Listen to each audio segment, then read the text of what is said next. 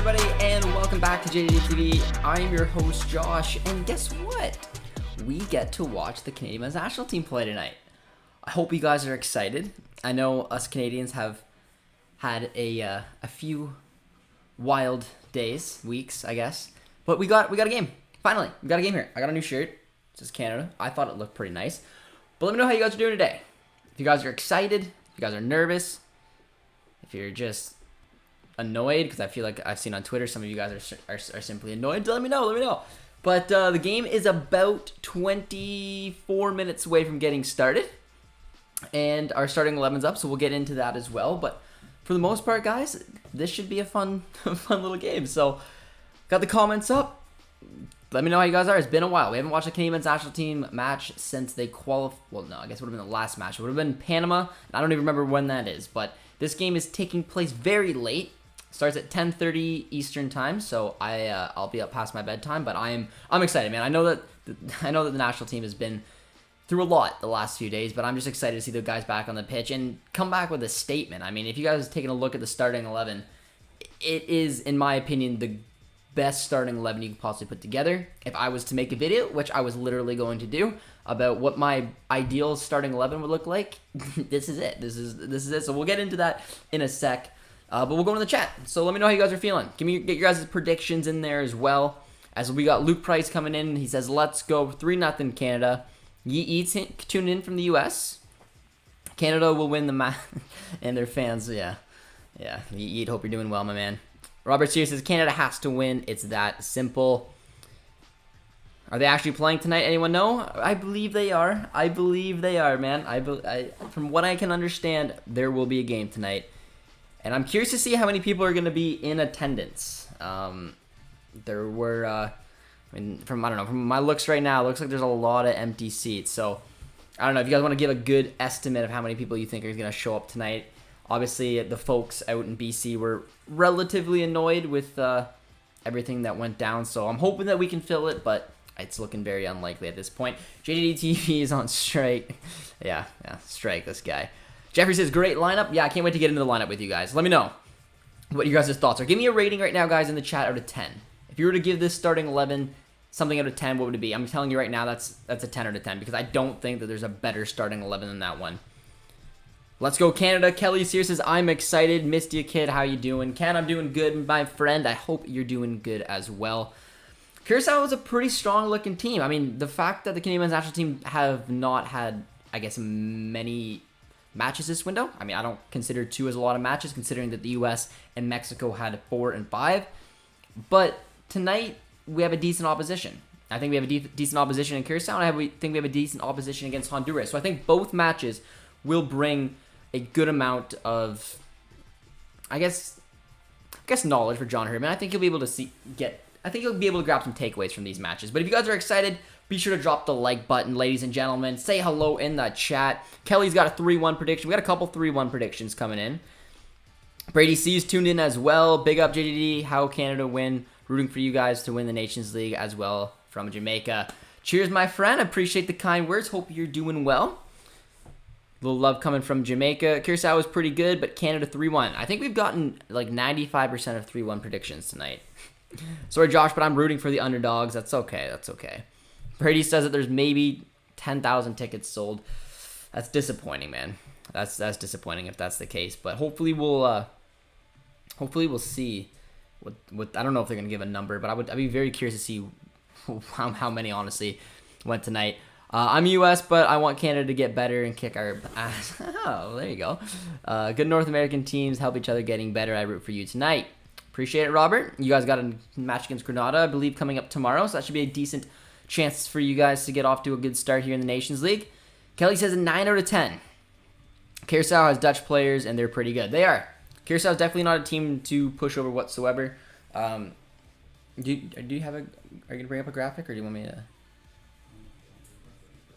No problem. I'll bring up the thing. Okay. I'll bring up the thing. Perfect. Because we're gonna bring up at least the starting 11 for you guys, and then we'll talk about it because I'm excited to talk about the starting 11.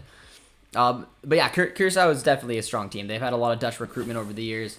The Bacunas, I don't remember if they're related, but there's 2 of them playing. Anita's in there as well. Some of you Premier League fans will probably remember him. I believe he was at Newcastle for a little bit. I gave my prediction when I see kickoff. Skeptical, eh? Skeptical that this one's not gonna kick off here, but yeah, I mean, I'm just excited to be back. I am. It's been a while. I'm not gonna lie, man. It's been a while since we've done this. Considering, like I said, the last one was back in Panama. And this is the moments that you get excited for. There's only this window and the September window, and I don't know. This one just got off to a terrible start, so it's really good to see matches starting to happen. I'm excited to see the boys, and hopefully anyone who's at the match gets to really enjoy the national team play tonight, because guess what? They're getting a loaded team.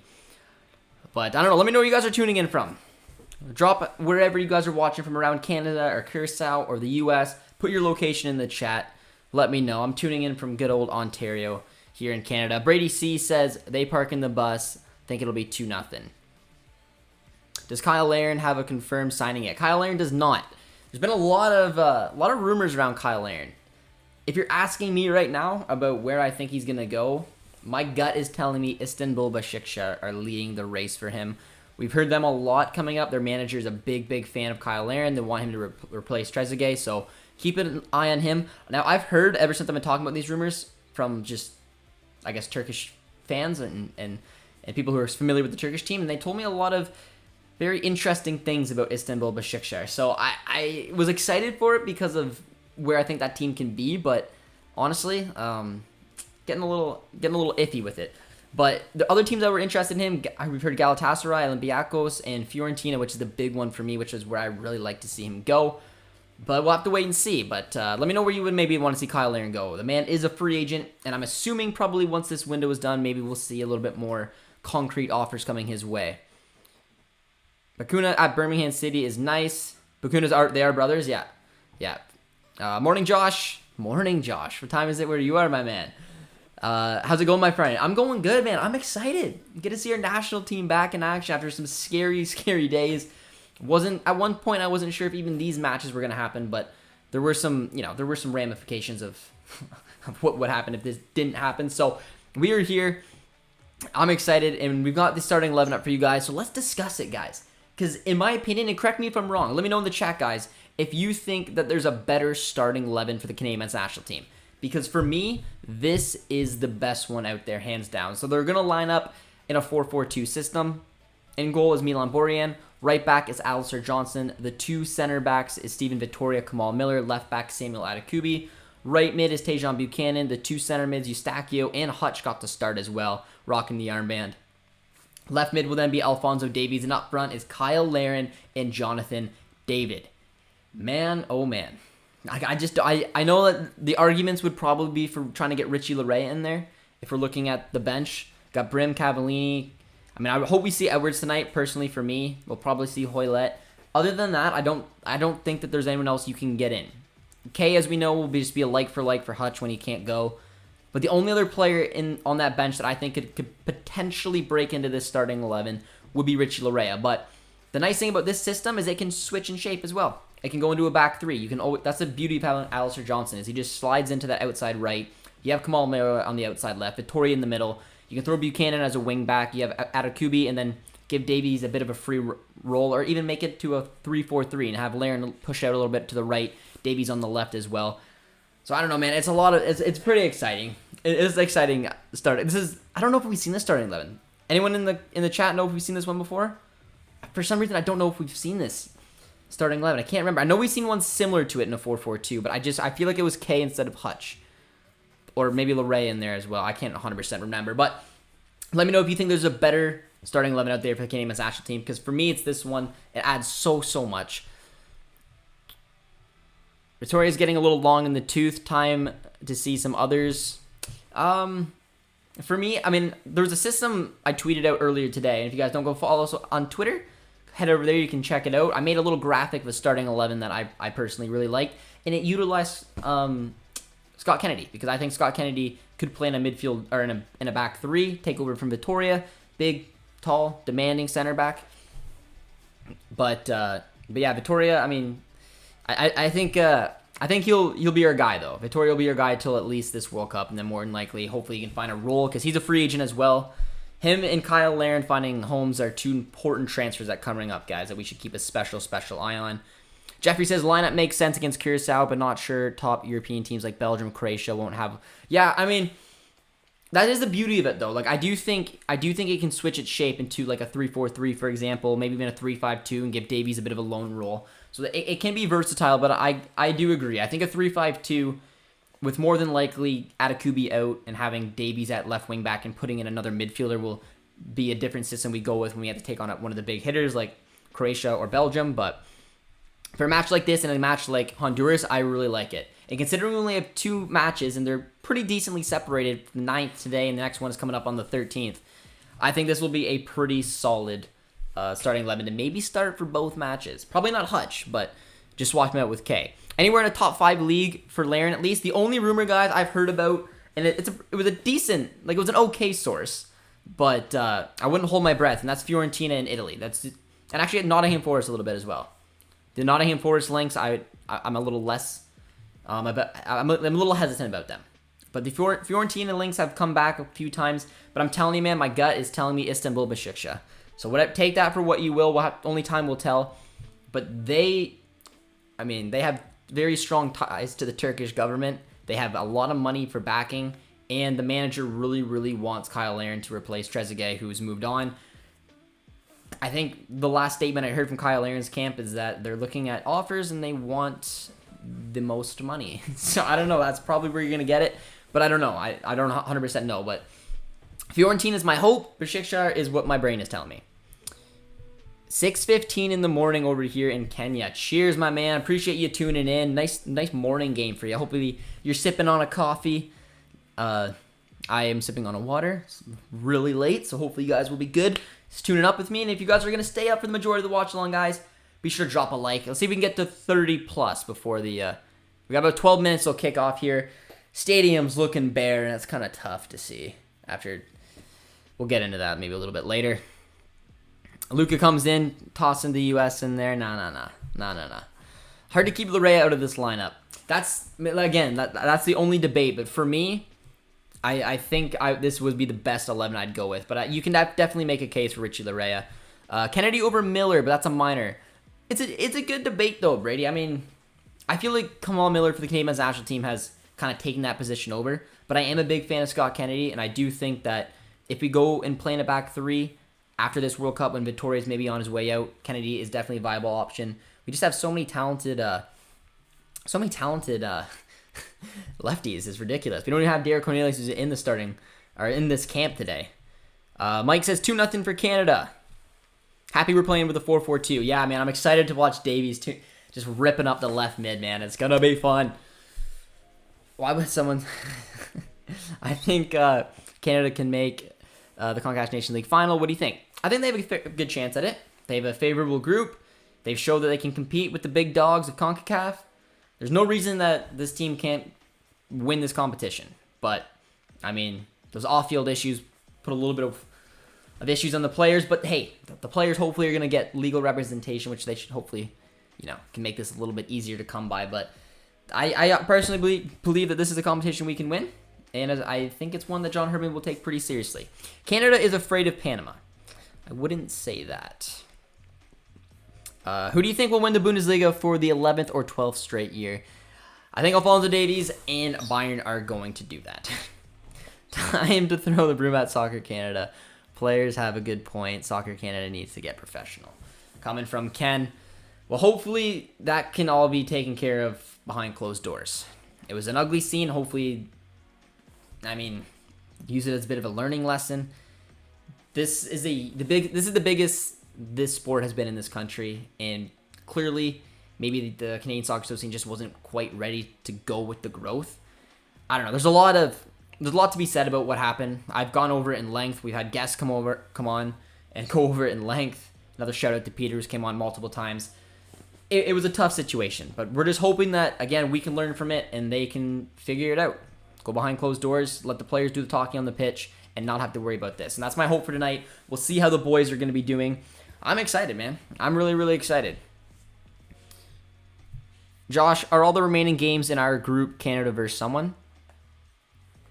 All the remaining games in our group Canada versus someone. in our group for the Nations League, we have Honduras, and we play them next, and then in the next window we play them both again. Pardon?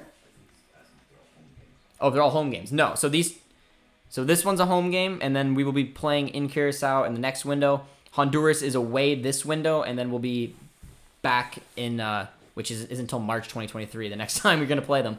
But there was an interesting tweet that Ollie put out, which I want to highlight. I'm not sure if you guys caught that, but I think he was hinting towards the September windows, and Canada's going to be away for all of them.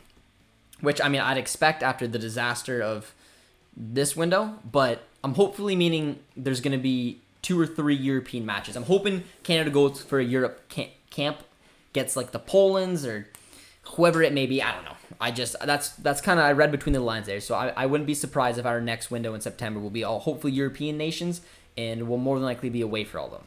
Chris has joined us. Chris, how you doing, my man? Are you excited to watch our national team back in action, or are you frustrated? Not sure we can play this system in the World Cup, but at home in the Nations League, dominant at 4-4-2, had success in the 4-4-2 in World Cup qualifiers. Yep, that has been kind of the consensus throughout the chat today, that the 4-4-2 is maybe not the system to go with, but there's something to be said about going toe-to-toe with someone. And if Canada, in my opinion, is going to go toe-to-toe with Belgium and Croatia, and they want to just, not play it safe 4-4-2, why not? But I mean, come on. In all honesty, they're gonna more than likely play with a back three, in my opinion, if we're gonna take on someone like Belgium or Croatia. Crowd is brutal, man. Yeah, man. That's tough. It's tough. I mean, it's probably expected. There's ticketing issues. I mean, two canceled friendlies isn't gonna do that. It is tough, man. But it is what it is. Hopefully you guys, wherever you're tuning in from at home, are going to be able to enjoy the match with us. Learning lessons, man. Learning lessons. Keep looking that way because there's a giant TV. So I'm just looking at the chat for you guys before we get going. But we've hit our 30 likes, man. All right, next goal, 50 likes before kickoff. You guys are crazy, but I think you could maybe do it. But let me know where you guys are tuning in from, guys. Drop your city, wherever you're watching from, whether it's Ontario, London, Kitchener. Are you out in BC? You in Alberta? The US? We have someone tuning in from Kenya. That's dedication. That is dedication right there. I haven't really touched on Curaçao's starting 11 too much. Producer Team did bring it up on the screen, but I was getting distracted by your guys' comments. But all I can say is it is a strong side. They usually play, the two systems that they played was a 4-4-2 and a 4-1-4-1 system. They're a good side. I said Dutch connections as well. A couple of good players in there. The Bakuna brothers are two that I'm going to highlight, as well as Anita. And I thought, I haven't looked at the starting 11. I don't remember where it went. Martina is suspended, I believe. Did you see him in the starting 11? Number 2. Is he in the starting 11, guys? I believe he got 2 yellow cards. What? Yes, he is. Okay, he is starting. I wasn't sure. I wasn't sure what the rules are because he got a yellow card in both of the other Nations League matches they played, so I wasn't sure if, he was suspended or, I don't know. I was obviously wrong, but yes, Martinez is a very strong player. He was a right back for a long time. He's playing as a center back is my assumption. I don't have the starting 11 up in front of me right now, but I am assuming he's going to be playing as a center back, and he'll be probably one of the reasons that Canada may struggle, because he's a solid player and is a bit of a leader for that Curaçao side. So it's good to see him playing. Gives the Canadian men's national team a little bit of worry, I think, because I think he's a good player. Got some Curaçao love coming in the chat. Hope you have a great stream, Josh. I'll be in and out. Cheers, my friend. Hope you're doing well. I'm assuming you're still tuning in from Niagara. Tuning in from Sudbury Soccer. There you go, watching from Niagara.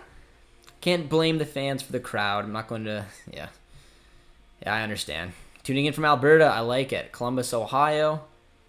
Korea, yeah. Phillips tuning in from Korea. There you go. Understandable and sad to see mostly empty BC place. Canadian Soccer Association messed up things in Vancouver so bad. Hopefully, yeah. I hope it ignites some passion as well, but I mean, that's tough because we've been very used. I mean, this gives me a throwback of what it was like watching our national team. I mean, for the last 10 years, honestly, this is what it looked like. So seeing where we are now, I don't know. It's tough. BMO was bumping. It's sad. But, again, learning lessons, guys. It sucks. They had the opportunity to succeed, and it is what it is. Watching from Cambridge, I like it. I like it. Watching from Morocco. Okay, Morocco taking a little key eye on us, my friend. I understand. I understand. Group F has had a dreadful run up to the World Cup. Canada has a prime opportunity to get through the knockouts. Rooting for y'all from the U.S. Yeah, but I mean, did you guys see Belgium's statement after, we all got excited watching the Netherlands take care of Belgium? And Belgium looked very, very poor. Now, I was having fun on Twitter, but in reality, I knew that it was probably a one-off game. Belgium's got a lot of quality on that side, and they came out and pumped Poland 6-1. They can be scary when they want to. Croatia, I mean, they got a draw against France. I think that's a pretty decent result for them. And Morocco had a tough loss against the U.S., which was a very noteworthy match for me. I was keeping a special little eye on. But I don't know. I'm excited to be live back with you guys. No matter what happened this last little bit, us Canadian national team fans, this is still a once-in-a-lifetime opportunity, man. It is. It's an opportunity that I didn't think that was going to come. I'm just excited to watch the national team. I want to put that stuff behind us. So let's enjoy. Nah, Canada can't get past the group stage. Nah, it'll be tough. It'll be tough. Just got in. I'm gonna mute the match and listen to this. Cheers, my friend. I don't blame overly BC fans for poor attendance after the No, I feel like I saw it all over Twitter today as well. I was reading don't blame the BC fans. I mean, there's a little bit of back and forth between BC, Toronto, as there always is. But in reality, this was just a complete... I couldn't imagine being a fan going to 2 different friendlies that were canceled. I don't know if I'd want to go to the third match. That's a lie. I would, but I'd be livid on my way over there. I like the Curaçao kits. I have a tradition of watching Canada versus Caribbean nations with JJD TV every summer. I like it. Remember was it Cayman Islands? Cayman Islands, Bermuda, when we kick-started the channel? That was wild. Those were the days. I'm happy my parents' home land Portugal won 2-0 against Czech Republic today. Cheers, Jason. Belgium looked a lot better most of their recent match against Poland. Yes, they did. Very scary. Very scary. But I'm excited, guys. We got 2 minutes, man. We have 2 minutes. We're at 40 likes. Can we do it? 2 minutes till kickoff. I set a goal for 50 likes. I didn't think you crazy guys could do it. I didn't think you did it. I thought you could do it. But we're at 40, and we got about 2 minutes. They're singing the national anthem. The boys are getting into it. I'm getting excited. I'm sorry. Was that a sexy sex anthem? Oh.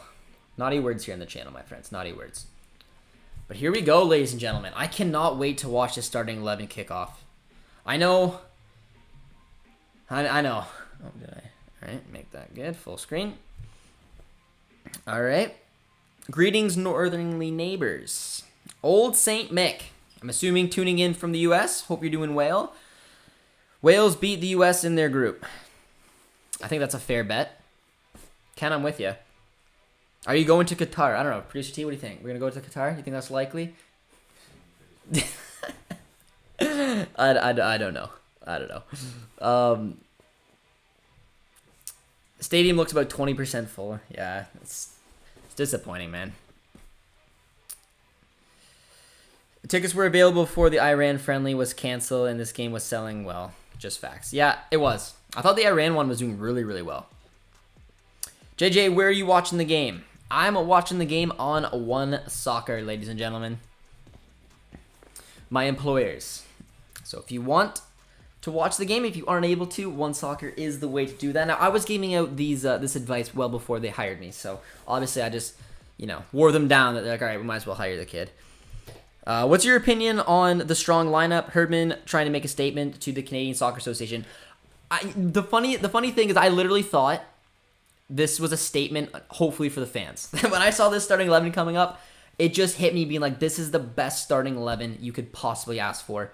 I love everything, single thing about it, and I'm very, very excited to see how they work together. Sometimes the 4-4-2 depending on the opposition, can be a little tricky, but Curaçao is a difficult opponent, so I think this will be a good little test for them. But I thought it was going to be a statement for the fans. Anyone who made the trip out to BC Place after the crapshoot that we saw for the last little bit, well, guess what? You get to see the best of the best play. Don't worry, Richie. You're gonna get subbed on at some point. You're part of the best of the best. Okay, you're gonna put on at some point. But that was what I was thinking. But I love it. I love it, and I think the mentality changed. I told you guys that a lot. If the Iran friendly was still there, I felt like the Canadian men's national team would have really focused on that match to test themselves, to put probably a starting 11 similar to this. Maybe not the same shape and whatnot, but a similar strength starting 11 against Iran. I thought they would have switched things up against Curaçao, and then I thought they would have finished strong against Honduras. Well, guess what? We didn't get that friendly. We didn't get the Panama friendly. So we got two friendlies. Two friendlies to do the business, man. And I feel like they're going to go with a pretty strong starting 11 for both. The only one difference or two difference I could see from this one and the Honduras match is maybe Richie Laryea over Alistair Johnston and probably Mark Anthony Kaye over Atiba Hutchinson. But that's just me. That's what I think. And you guys crushed the 50 likes, by the way, so kudos. you ran that over. So much love, ladies and gentlemen. Hopefully you guys are doing good. Get your predictions in before kickoff starts. Otherwise, it doesn't count. Because, seconds into the match, you just can't do it. Best supporters in Group F are the Moroccan ones. We'll see. Couldn't get past the U.S. What's your prediction for the... I don't think there's going to be a Canadian World Cup kit. I think this is what we're getting. That's what I've been hearing, so we'll have to wait and see. I'm listening to the Spanish broadcast to support Thomas. No idea what he's saying. How's Thomas look, Chris? He looks confident? I don't know if you can see him or not, or if he's just going on. I've never listened to the Spanish one, but... come on, guys. If this team doesn't smash Curaçao, it will be below expectation. Now, I don't 100% agree with that. I think this team at home with this strength should absolutely win this match, but I don't want to take anything away from Curaçao. This is a strong squad. This will be a good test. But, ladies and gentlemen, here we go. Stefan Eustachio kicks off, and they're going right for the jugular right away. Right to Tage on the left, but we're here. We got to watch our national team back in action. Nice little go there. I'm excited. Kickoffs happen. Hopefully you guys are all doing good. Go Canada, go. Halftime here in Calgary. This is not a friendly. It is not a friendly. This is a competitive match. This is a Nations League match. Look at the predictions we're getting in. We're getting 3-1 for Canada. We're getting 8-2 from Caleb. He's got confidence. I like that. 4-1 Canada, 3-1 Canada, 3-0, 1-0 Curaçao. We got someone representing. A good early start. Oh! They look up for it, man. And I don't know if you caught that. I mean, I'm sure you did, but do you see Stefan Eustachio's kickoff? He said, absolutely F it. We're going for this. Throws it out to Buchanan. They're on the front foot already. Good cross in from Buchanan. It looks like Laren just was a little bit behind it. That was a good cross. That was a very dangerous cross from Buchanan. Down the right-hand side. Yeah, that was close, man. That could have been 1-0 pretty early on. Boys looking up for it. John Herdman. He's like, come on. You gotta bury that. What's Istanbul Besiktas gonna say, Kyle? Thoughts on Davies in the lineup as a striker? I personally don't like Alphonso Davies as a striker, and similar to Tajon Buchanan, I mean, I tweeted today, because he has played in a midfield 3 before, that there's a certain shape I think that he would be good in. But for me, I think Alphonso Davies playing for this national team needs to play as a left wing back in a 3-5-2 or a 3-4-3. He needs to play a left wing in a 3-4-3, or needs to play as a left mid in a 4-4-2. I thought it was funny, because, it just reminded me of FIFA. Grab your fastest player, toss him a striker. When he put Alphonso Davies up as a striker for the Panama match, it did work, obviously, but I don't know, man. There's just something about it. I don't know if it was a Panama match. I can't remember what match it was, but that's not where he's at his best. Alphonso Davies is at his best using his speed, using his ability to take on defenders 1v1, to whip in crosses. He's got 15 assists. The Canadian men's national team. That's a record. 10 goals, 15 assists in 30 caps, maybe, something around there. So he's got an exceptional goal contribution record, and 15 assists speaks to the type of player where he should be playing. Plus, we have 2 of the best strikers in CONCACAF already. Plus, Ike Ugbo, who can't even get a sniff. So I personally don't want to see Davies playing as a striker for those reasons, because I don't think it's where you can get him at his best, and I think we have players that can go in there and do a job. Kyle Laren, and of course, Jonathan David, 2 big ones. From Honduras, go Canada. Getting some love from our opponents coming up next. 4-1 Canada. Buchanan, yeah. What's your thoughts on the Ecuador situation? That's a harsh situation, man. I don't know if you guys heard that, but from what I heard, that there's a player who apparently was born in Colombia, but has grown up and lived in Ecuador his whole life, so should be eligible for Ecuador. I'm not sure what the huge commotion's about. Something about fake documents, his brother. I don't know. It sounds like a disaster. I'm hoping they just find a way to, not eliminate them. So I'm hoping Ecuador goes to the World Cup as opposed to Chile. Australia, Peru will be interesting. Let me know, guys, in the comments. Who do you guys want to win, or who do you think will win that one? Are you going for Peru, or are you going to Australia? Who's going to be joining up with us in the World Cup? I'm thinking Peru. I'm thinking Peru will more than likely. That poor ball from Borja in there got us into a little bit of trouble, but Atiba's there to clean up. Any chance Jonathan David gets a transfer to an English Premier League club this season? In my opinion, man, that's the most likely scenario. We've seen Fabrizio put out a few tweets just talking about the interest. Jonathan David's not a cheap player, man. 50 mil was what we were hearing, but I think a deal somewhere between probably 40 to 50 million euros is where you're going to be looking for. And there's not a lot of clubs that can afford that outside of the Premier League. PSG maybe, but they're probably not going to be interesting, so that rules out the rest of Liga. Maybe AC Milan. That's kind of where my heart was being like, yeah, this would be a sweet transfer. Especially with Zlatan, Olivier Giroud being older, but they just signed Origi. Not that I think Origi's as good as a striker, but regardless, I don't know if the money's quite there for Milan. Inter's probably a no. Juve kind of screams to me, but I don't know. I really think that he's probably going to end up in the Prem. Newcastle could look to splash some cash. They don't get Calvert-Lewin. I don't really want to see him go to West Ham because I just think he'll be battling too hard for minutes with Antonio. So I'm really torn. Let me know in the comments, guys. Where do you want to see Jonathan David go? This is a tougher question than Kyle Larin. Because I think Kyle Larin will more than likely sign with an Istanbul, Başakşehir, Olympiacos type team and probably get decent minutes. It's tricky with Jonathan David, man, because he's had a couple up and down seasons in terms of just not being able to find the back of the net consistently. 2 good seasons, I mind you, but sometimes a little inconsistent. This next move is an important one leading up to a World Cup. So, I don't know, man. It's gonna be tricky. We got a couple predictions rolling in for the earlier question. We got Peru. I think Australia. Damn. Most of you guys are saying Peru, but there's a couple of Australias in there. I wouldn't mind seeing Australia make it, but I think Peru will. Are you still working with One Soccer? I am. You'll catch our Canadians Abroad series over there each and every week, and we have a special episode, or a very special episode dropping Sunday. I don't want to give any hints away, but it's a pretty cool one. I'm pretty excited for it, and I think you guys will. David level is like the Dutch league. Luca, why do you do this? Why do this? You know where my buttons are. You're here to push them. Arsenal lost Lacazette. Arsenal's that's a fair one. And they're looking at Gabriel Jesus. And the funny thing is, Gabriel Jesus, if you guys haven't noticed, has been 95% for City as well as Brazil playing as a winger. That's a good ball. Eustachio.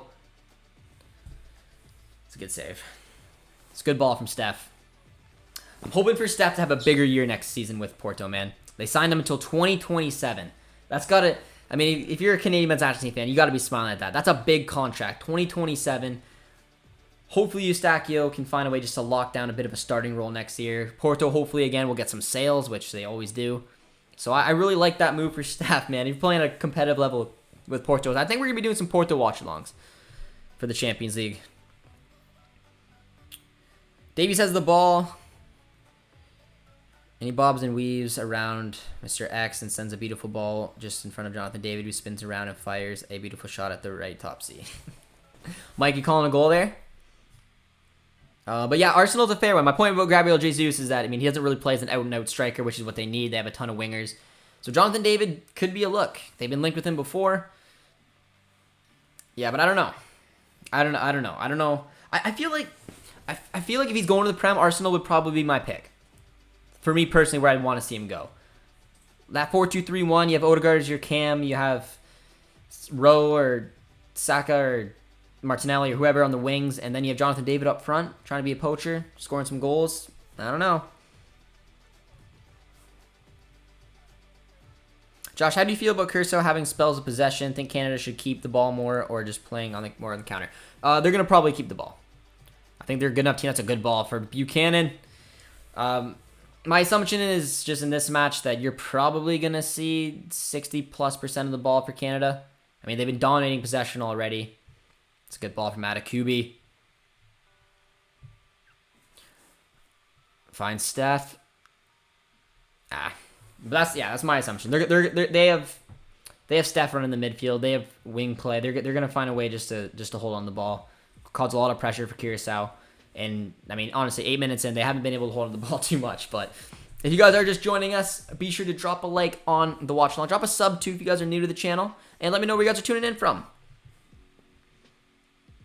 As an Arsenal fan, I'd rather see David go to Newcastle. Our fan base is toxic. Newcastle will be pushing for titles in a few seasons. Newcastle's an interesting project. I'm not sold that it's the best move, but then again, I've said this a lot, and I'm a firm believer in it.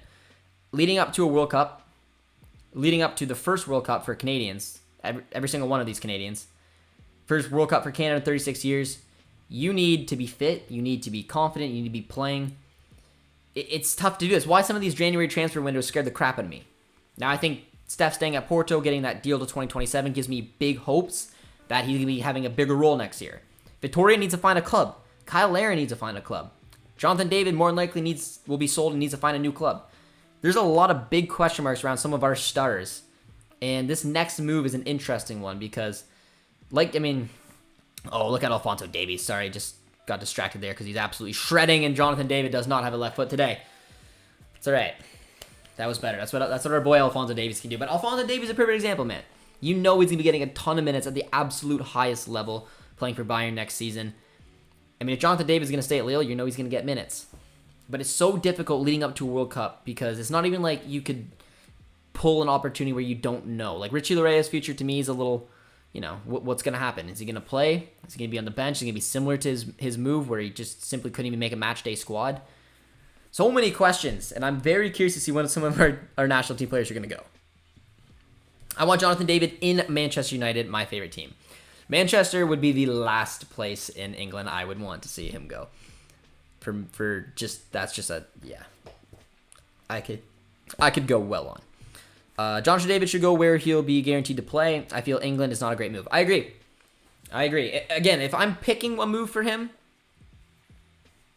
I'm kind of leaning towards Juventus. Losing Paulo Dybala, if they don't sign Morata, he could come in and play alongside Vlahovic. That's the number one place right now to me that makes the most sense. I think Italy's a great league. Juve playing that 4-4-2 system and having a big strike partner like Vlahovic, having little Jonathan David, circling around, dropping into pockets, link up play. I mean, I like it. Keep David away from Arsenal, please. Jonathan David to Forge FC or Toronto FC. That's the one. Do you feel like Victoria and Hutchinson will not be in the Gold Cup squad for next year? If so, who's taking their place? That's a tough question. I don't know what their future. I mean, I'm curious to see. I think Victoria can still play a couple more years at a pretty decent level. I'm hoping some club in the Portuguese top flight will snap him up. I think he's got a lot to offer. If you guys don't remember earlier in the season, man, Victoria had a couple disasters. He played majority for Moreirense throughout the majority of the season up until he picked up 2 red cards in back-to-back matches, and then it was just good night. He just did not feature at all after that. Only a few appearances off the bench. So it was tough for him. He kind of got shunned out, and then his contract running down. Angie's tuning in from California. Jealous. Arsenal fans will turn on him fast. David to Newcastle. Aguero to City. Yeah. I'm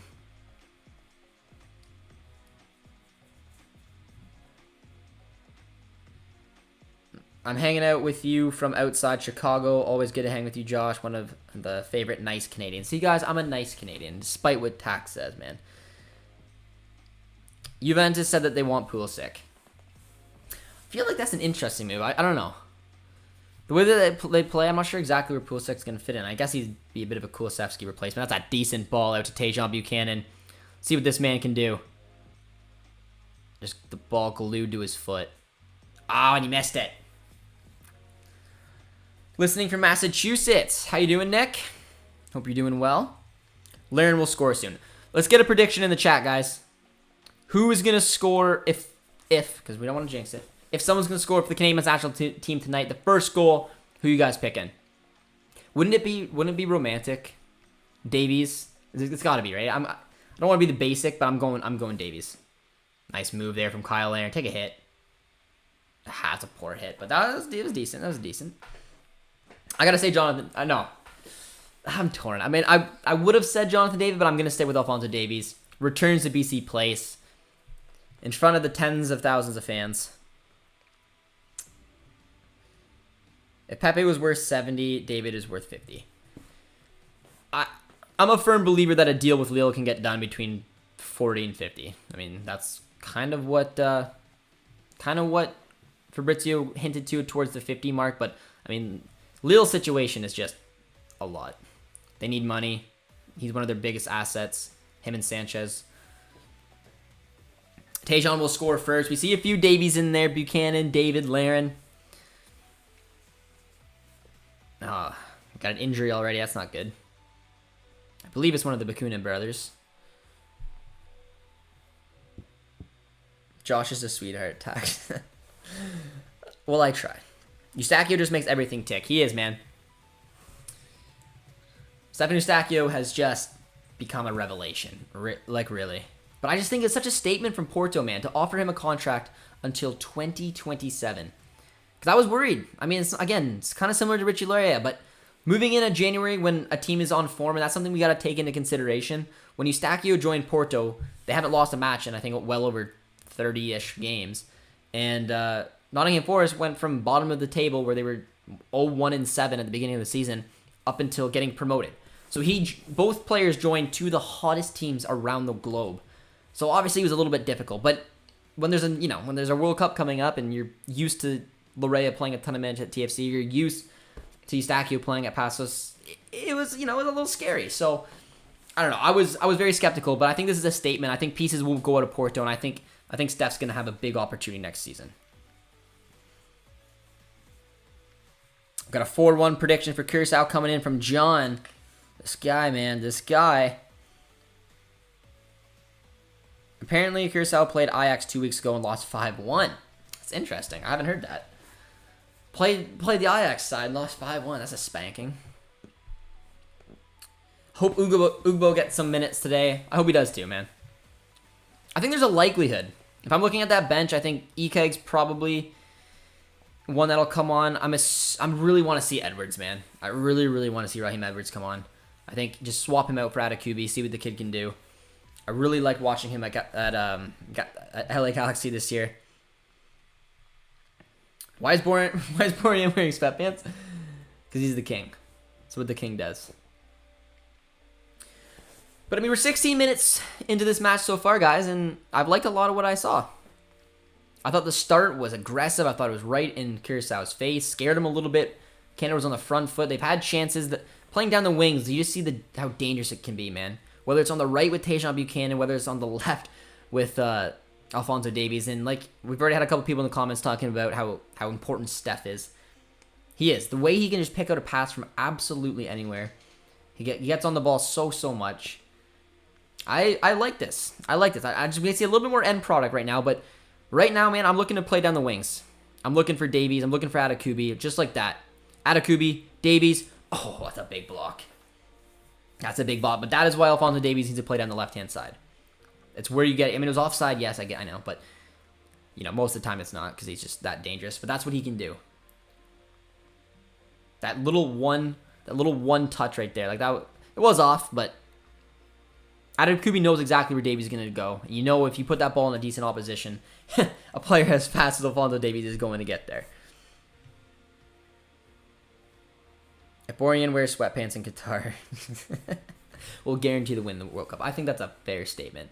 I feel like he'd be sweating. I don't know. Qatar's going to be hot. Expecting any Koleosho minutes, we got to cap tie him soon. So Koleosho is back with Spain. It was always decided even before he came up in the camp that he was going to get the camp experience, probably feature in the friendly.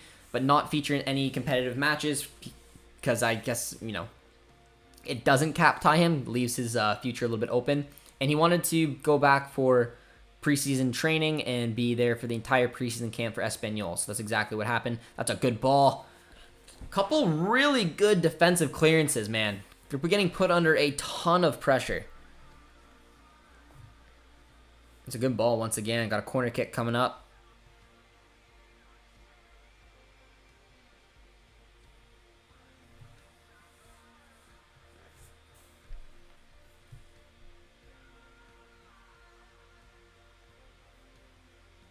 But yeah, unfortunately, Kolyosho, we missed his opportunity.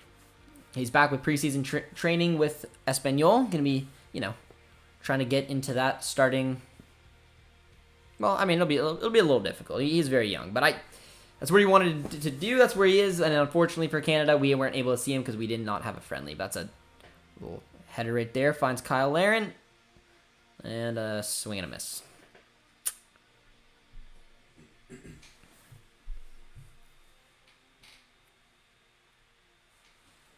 They have ACs in the stadiums. Sweatpants for life. It's still gonna be hot, but yeah, I mean, I don't know. I just picture Qatar. I'd figure it's gonna be a little sweaty, but why would you want to play for Spain? LOL. It's harder to make that team. Not Spain. His other option is the US. That was the other. I mean, that's the other big option. I'm assuming, but he wants to go back to Spain to get back with his club side and give everything to try to make the Espanyol senior squad.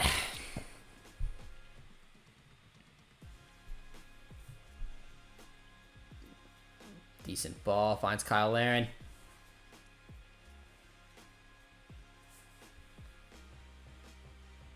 $20-minute mark. I want to see a goal soon. Get a little edgy when we get towards the 20-minute, but I have liked a lot of what we've seen so far from Canada. Notice Alistair Johnson right there. You can see a midfield two with the back three. He likes to slide back in there. He does not get in the attack that much. But look at Alphonso Davies, just taking his opportunity. Oh, Davies is not afraid, man. Absolutely not afraid to run at this Curaçao back four. Will Canada sweep the table in this group? 12 points. I don't know. I mean, going to Honduras is difficult. Going to Curaçao is difficult. These are tough teams. My guess, I'm gonna say 3-1 0 record. 3 wins, 1 draw. I'm back in Canada to get most points, but I think they'll trip up at some point. But hopefully not. They definitely can win all 4 matches. But I think this is an important one from them. This is coming off of a very, very stressful week for us Canadians. They need to find a way to win this one.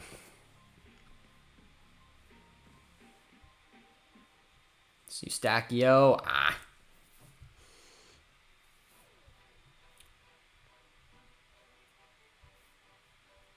Since my parents are Portuguese, would that mean I can play for Canada or Portugal?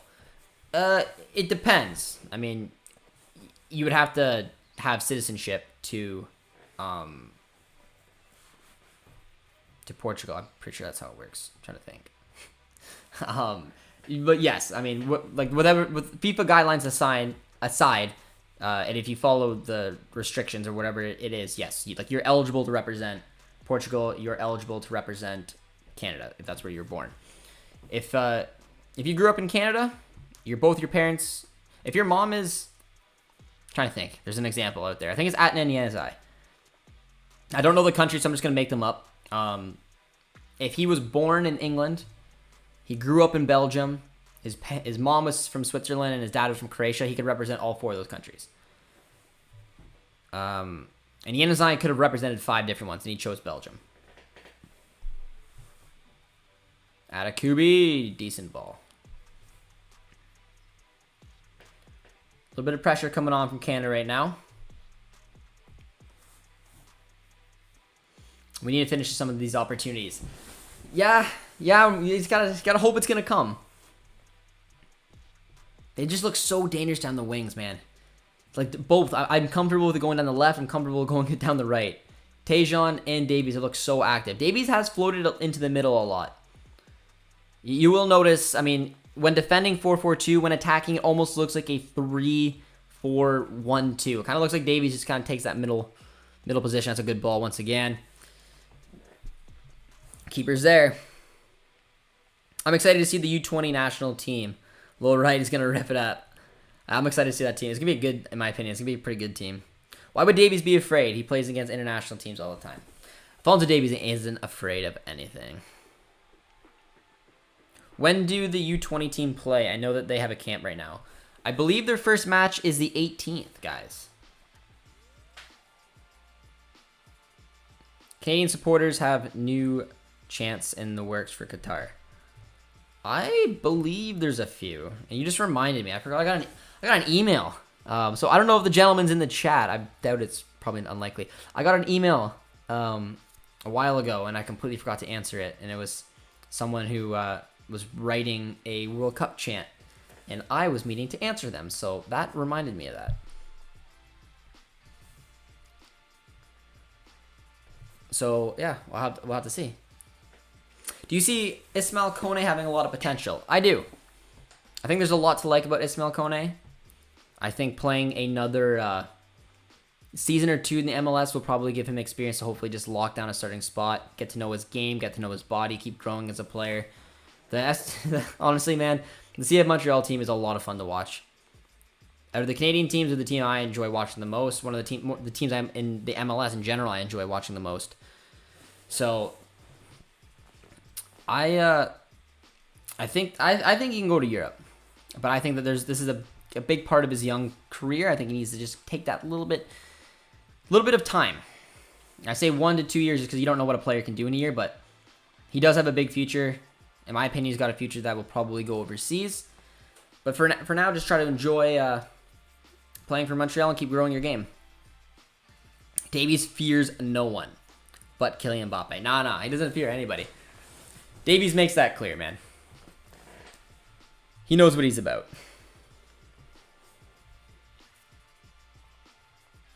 JJD TV U20 watchlongs. More than likely, got a good steal right here. I'll explain why more than likely in a sec. Oh, penalty. They gave it. Alphonso Davies. I think he's like, I'm taking it. Me.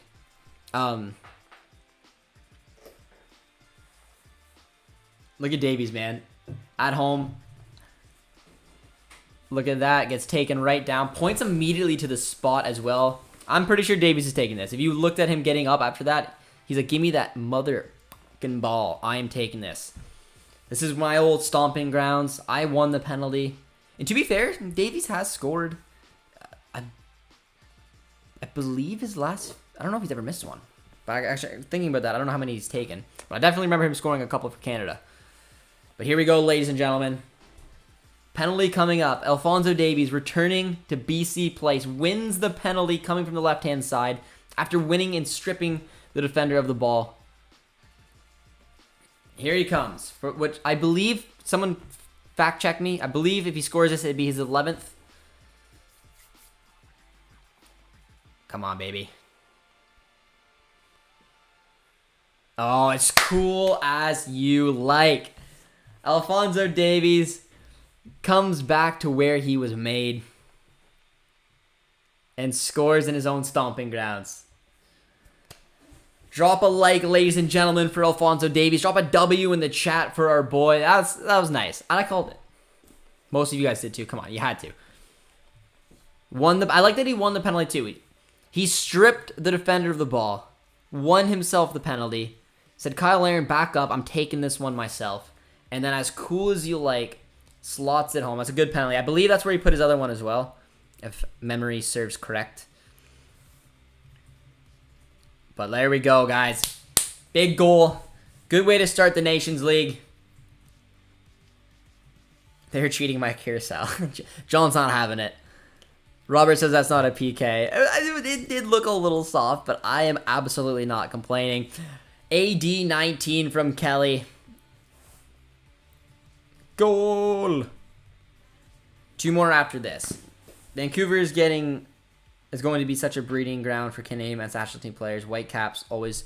I did a really cool video over on One Soccer actually, where I took a look at the best 11 of former academy players coming from Vancouver, Toronto, and Montreal. Now, for my opinion, Toronto was the strongest, and then by like a good margin in my opinion. I don't know if anyone else watched that video. And then it was Whitecaps, and then after that it was Montreal. There was a good gap. Like I felt like it was like 8 out of 10 was TFC, 6 out of 10 was the Caps, 4 out of 10 was CF Montreal, coming from the academies. But yeah, they do come up with a lot of really good players. Atakubi is from the Whitecaps Academy as well. Fun fact for you guys.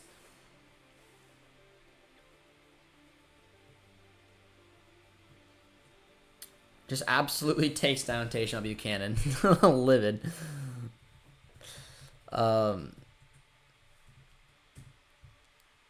I am from Dubai and hopefully going to Qatar to support my country. Well, there you go. Cheers, my friend. Welcome to the chat. If you guys are new, you want to drop a sub, it's always appreciated. Let me know if you guys are new around here. But very cool tuning in from Qatar, man.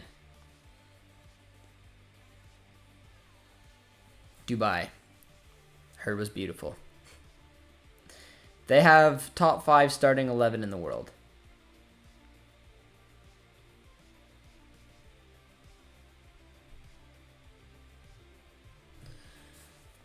Stefan Eustachio on the ball once again.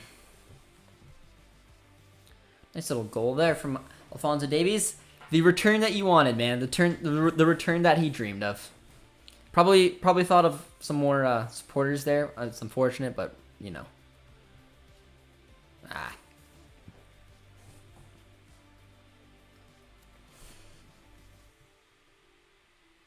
Tuning in from Mexico. How you doing? How you doing? Very cool place. It's my mom. Hi, Mom. How you doing? How's Isla? Come to Dubai, my man. Yeah, I don't know. Costa was. Anyone here in the chat going to the World Cup? Anyone making the trip down, whether you're going to be cheering on Canada, cheering on your country, whoever it may be, or just simply because you want to go to the World Cup? Let me know, guys. I doubt I'm going, but you never know. You never know. Nice ball. I think Canada's done so well so far, man. 30 minutes in, Curaçao have honestly come up with absolutely nothing. So far, I've honestly expected a little bit more of a fight. I would have assumed that Canada would have a lot more of the ball, which they have. They look so deadly down the wings. They look deadly in position. They don't look overly vulnerable right now. I don't know if you guys are getting the same feel, but when Curaçao has the ball, I don't feel like, I don't want to jinx that. I don't feel like overly nervous. It doesn't look like they have a game plan. It doesn't look like they have a phase of attack that they're going to be coming at Canada. They don't have any spells of possession, really. It's been a pretty locked down performance from the Canadian national team so far. I think they've been by far the better team. But I don't know. We'll see. Watch this spell right here. Very deep. They had a little bit of a press there. They have it open. But look at this. It's way, way back. Absolutely no one on him. Canada's just like, all right, play it out. Watching from Sweden. Very cool. Very cool. Montreal fan in Sweden. What are you doing over there, my guy? And look at that. In a matter of 10 seconds, they won the ball back. Nicely done from Alistair Johnston, my man. Where do Curaçao players play? I believe a couple are playing in the championship. A lot play in the Netherlands. Curaçao have huge Dutch ties. But free kick coming up. Hotels are expensive too in Qatar. Yeah, they are, man. Yeah, they are. But I mean, if I get the opportunity to go, I probably will. Because, you know, why not?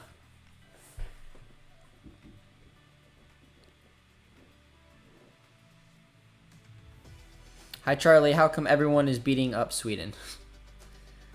Charlie, I need a background about your story, my guy. You got the Montreal Canadiens pick there, but you're tuning in from Sweden.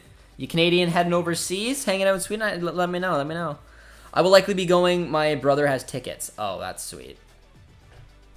Got a free kick coming up. Alphonso Davies now. I don't like this. It's Davies, and he's playing at BC Place, so I should have expected this. I don't love Davies on set pieces. You guys know my thoughts on that.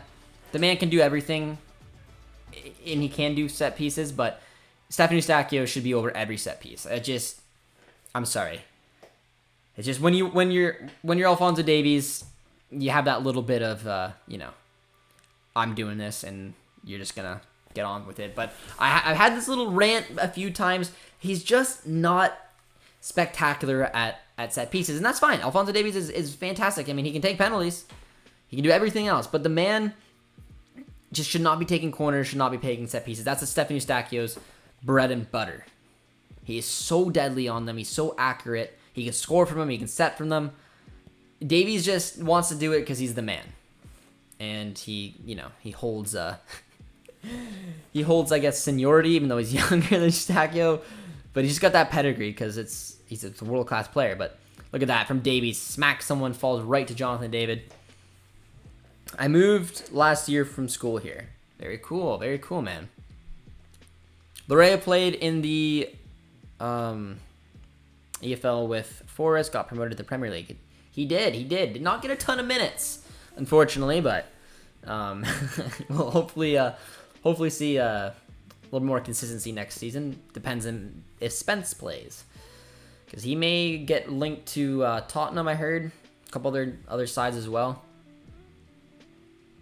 So hyped for 2026 though. Should find out the World Cup venues in a couple of days.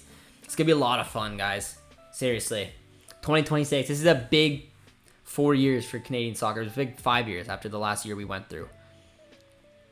We're going through some growing pains right now, some lessons, but all in all, as long as the players can get back on the pitch and doing what they're doing tonight, I'm all smiles. Where are you watching? I'm watching on One Soccer, my friend. Tuning in from good old Canada. So hopefully you guys who are all tuning in the chat, I appreciate you coming and stopping by. You're seeing a little chant going on right now. Miss Canada though. I'm coming back in the summer. Oh, I find it surprising that you're missing Canada, man. Europe is fantastic. I don't know where I want to go back. I don't know. I always said that Netherlands was probably my favorite place. I really liked Spain as well. But there was something about the Netherlands, man. Just a beautiful, beautiful country. But I don't know. Let me know if you have ever been to Europe and where you'd recommend me going if I head back there. I kind of have Portugal and Italy lined up for the next 1-2. Eustachio, yes, needs to be on set pieces. Nice ball. Finds Laren. Little fox in the box. Now, I don't know if you guys noticed this, but Alphonso Davies and Tajon Buchanan did switch flanks. Davies coming down the right, playing as a right mid, cutting onto that left foot, and Tajon doing the same down the left. I like that. Just because you start at a position does not mean you have to play there all game, obviously. I mean, you can switch in transition and whatnot, but even little switches like that. Strikers do it all the time where they try to pick up different spaces, take on a new opposition. I like when wingers or midfielders do it like that as well. And now it allows both players to cut on. But to my request, we see Stephen Eustachio over a set piece. Looks like a corner kick. Looks like he's going to take it. Good ball. Ah!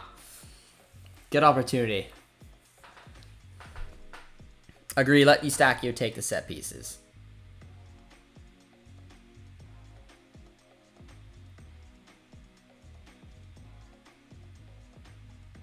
Greece, says Chris. Greece is a good pick, man. Greece is a good pick. I just came back from Canada yesterday. Where were you, my friend? Where were you? My parents are in Mexico right now, so they're enjoying themselves. I cut their grass because I'm a good son. Go to Hamburg. So when I went to Germany, I went to Dortmund. And the game I went to is sensational. I'm sorry, Dortmund, man. The city wouldn't go back. Probably some better places in Germany to go to. Say hi to Brazil. Hello, Brazil. Hope you're doing well. Hearing Edmonton out for hosting, thoughts? If they're getting shut out in BC, their demands are good.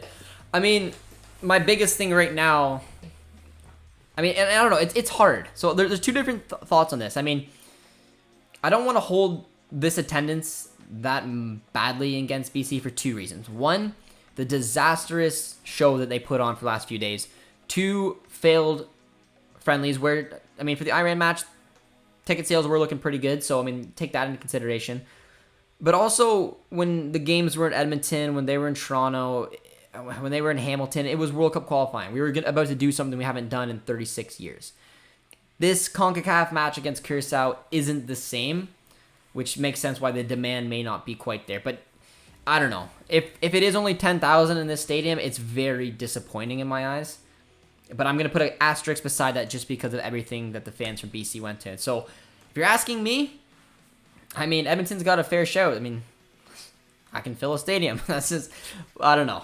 That's maybe a little bit unfair. And I saw it on Twitter. A lot of people are giving BC a bit of a break, but it is a little disappointing. Is what it is. Loved Austria and Italy to travel by train. Get Alistair Johnston. Gets fouled. Isn't Dortmund the German Hamilton? Yes, it is. Chris, you nailed that. Absolutely nailed that. I couldn't have described it better myself. Dortmund is the Hamilton of Germany. Wow. You're not wrong. It was not a pretty city. It wasn't. I went there to watch Dortmund play. One of the coolest things I've ever done. If you do end up in Dortmund for some reason, go to a game. But there is something to be said that doesn't matter where you go in Germany, they have the craziest fans. They have the biggest stadiums. I mean, I would have probably enjoyed a Gladbach match if they could have filled it, or a Bayern game, or the Freiburg match would have been fun. Frankfurt would have been insane. There's some big stadiums with better cities in my opinion. But oh well, I'm probably not heading back to Dortmund anytime soon, anyways.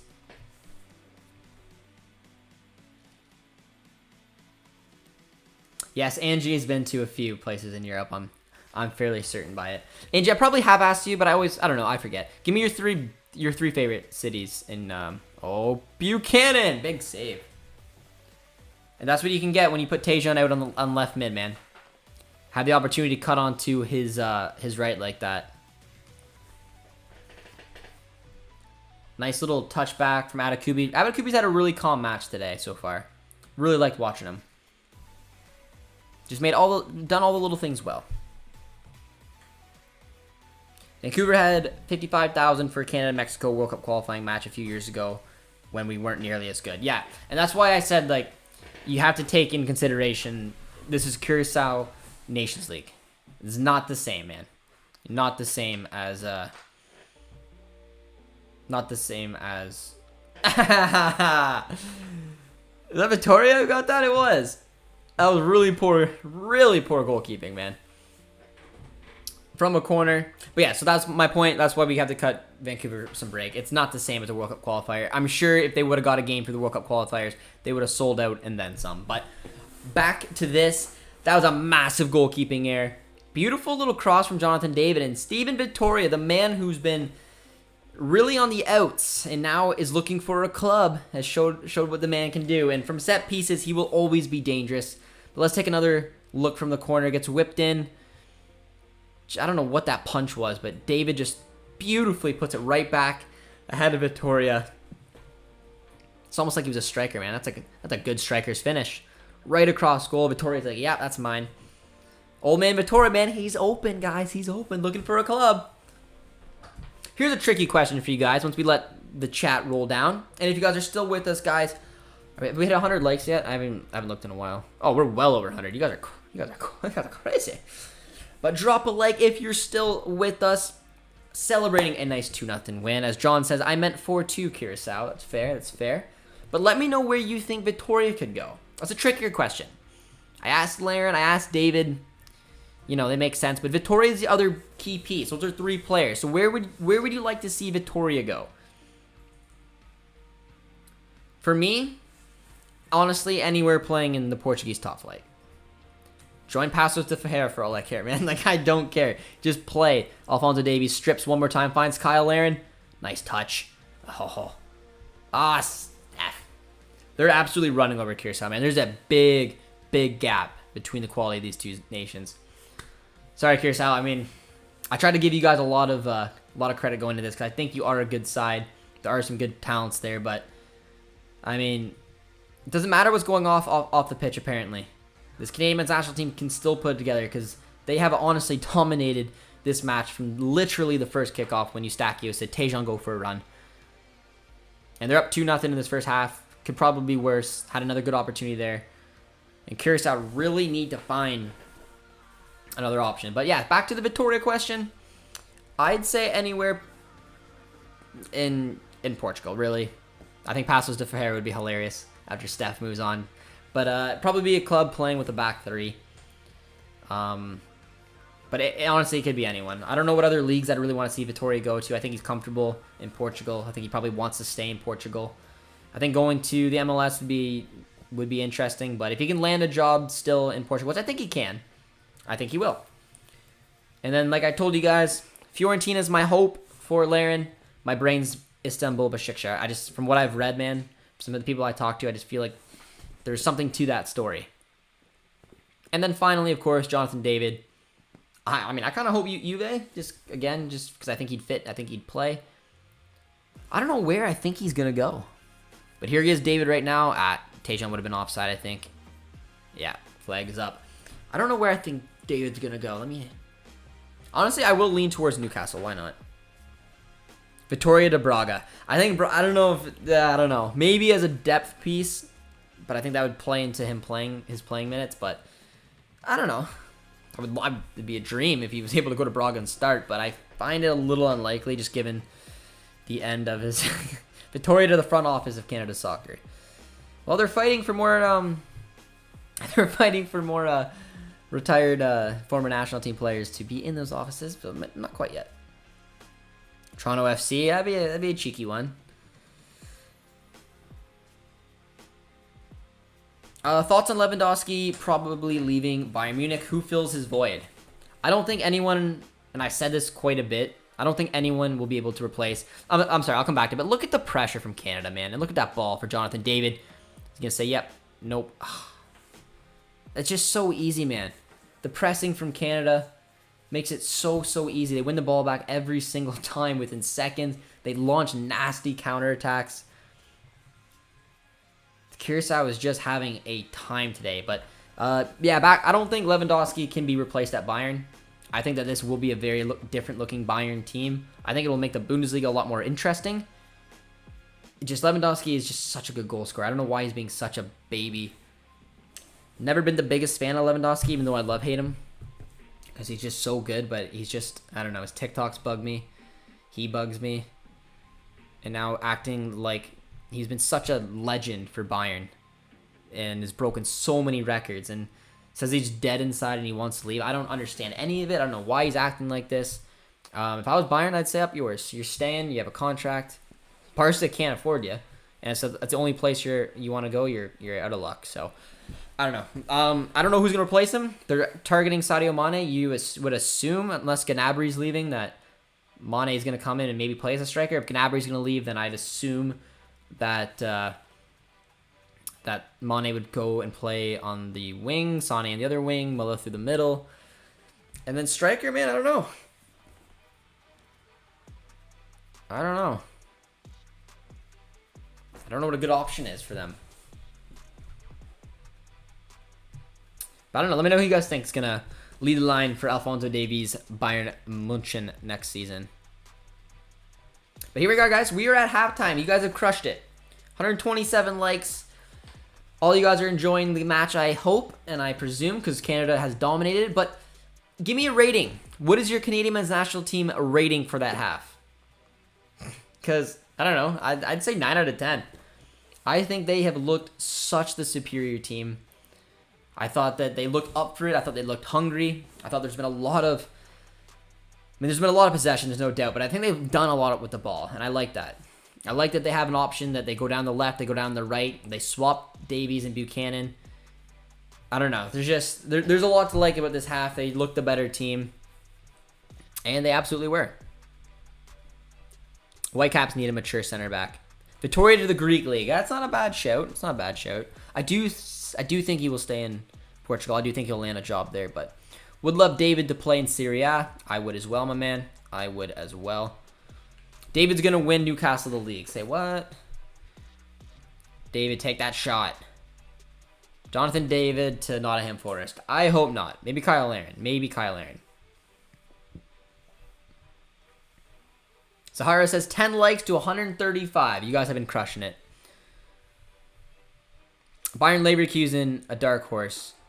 Bayern Leverkusen, yeah, maybe.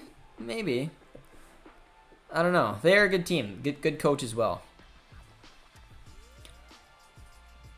Lewandowski scores goals. Otherwise, he's just there for the fan. Yeah, but he's been so good. They want the giant from Stuttgart. They do. And that's honestly who I was going to say.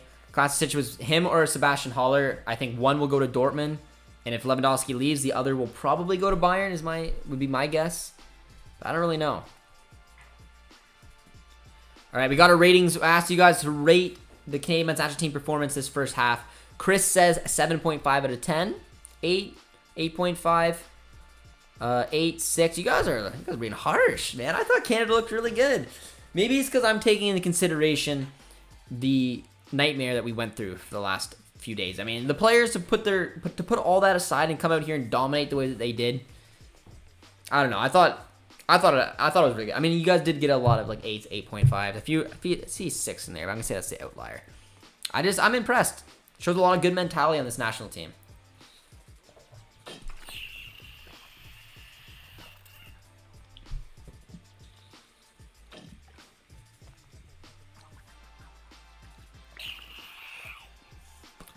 Would love England at Wembley and maybe Egypt. I hope, because this is what I'm hoping for, guys, for the September window. I hope because we're playing Croatia and Belgium, because we're going to be probably having to play all the matches, honestly, all the matches away because of what we've done. I would like to see all 3 in Europe. Set up a European camp somewhere, play your 3 matches. I mentioned Poland because I think Poland maybe would want to play in CONCACAF Nation because of Mexico. I think that one makes a lot of sense. England makes sense. Wales, I think getting one of those 2 as well would be strategic. If they get a big one, it would be England obviously, but I'd be happy with Wales as well. Poland, Wales, and then find like maybe a Sweden or something along those lines. Netherlands, if you can. I think England is all booked up, would be my assumption. So if anything, it'd probably be Wales, but it'll be difficult. I'm excited to see who they're going to get. Sahara. 50. Yeah, Sahara, they're moving quickly. I'm telling you. Next goal is 150. You guys are killing it. Wait, I thought Larea was playing with Nottingham. He is. He plays for Nottingham Forest. Nottingham Forest has recently been linked to Kyle Aaron, so I thought that was an interesting one there. Craig Forrest said that it should be 5 or 6-0 at one. This was an absolute dominant performance. It was. I don't know about 5 or 6, little exaggerating, but I get his points, man. This was a big performance. It could be 3 or 4-0 was probably what I would have said, but why not? I'll back Craig. It just shows this performance for Canada, man. They were such the better team. And I was just, again, I don't know if it was just because I was a little naive. I didn't think that this brotherhood, is what it is, that they could just come back after the crap shoot that there's been.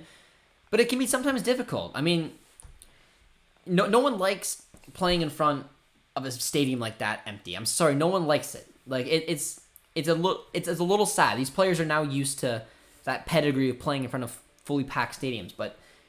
And again, there's reasons behind why it's not. So I didn't know, with the crowd troubles, letting down the fans, frustrating the fans of BC, having everything that they did, their mind maybe not 100% on this match. There was rumors that they might not even play this match.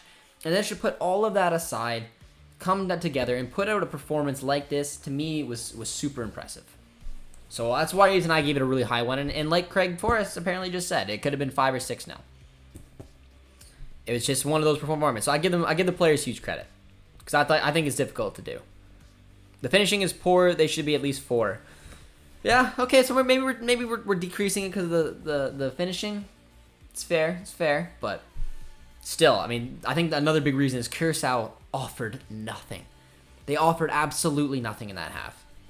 I said it earlier, I'm saying it again. There was not a time that I felt uncomfortable when Curaçao had the ball, because I did not keep it very long. Canada pressed them well. They won it back quickly, and they hit, and they looked deadly on the counter, as they always do. Scotland would be a decent one.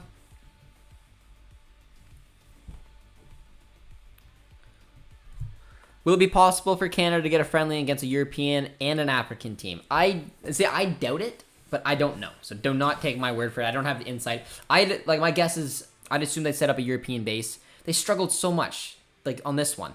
So I don't know. I don't have a lot of faith. That's just, from evidence. I'm gonna reiterate this, guys.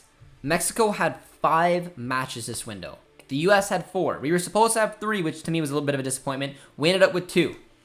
There's nothing telling me that we're going to get more than that in September. If we get 3 matches, fantastic. If we get 2, decent. I'm assuming both will be in Europe, but you never know. I just don't, I'm fairly certain. Unless an African team is going to go to Europe and play, similar how Iran was supposed to play Ecuador and Canada, maybe they'll do something like that. But otherwise, they'll be playing in Europe is my assumption. So yeah, I guess it would be possible if an African team's coming on a little European journey and plays against Canada, but Canada would have to set up a base first. Afghans FC says, Algeria, Wales, Peru, and Sweden. Give me 3 or 4 of these teams in Europe. Yeah, I'd probably cut Peru. I would take Algeria, Wales, Sweden in a heartbeat if you told me that those are our friendlies. Swap Sweden out with Poland as well, again, just in case Poland's a little bit more apt to want to play us because they're playing Mexico. That's great. Algeria's a good one. Very similar team, in my opinion, to Morocco. And in my opinion, they are a good enough team to be at the World Cup. They got unlucky. So yeah, I love that. 11 more likes. Sahara, I know. They're killing it. They're killing it. 150's coming up quick. Morocco, African or Asian? Morocco is an African country.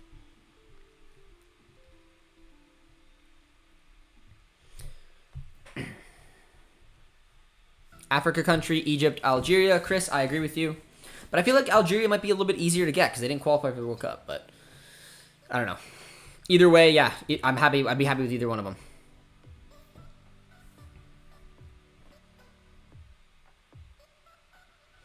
JD, you believe that the Canadian Soccer Association can set up a European camp? They can't even set up a Canadian camp, brother.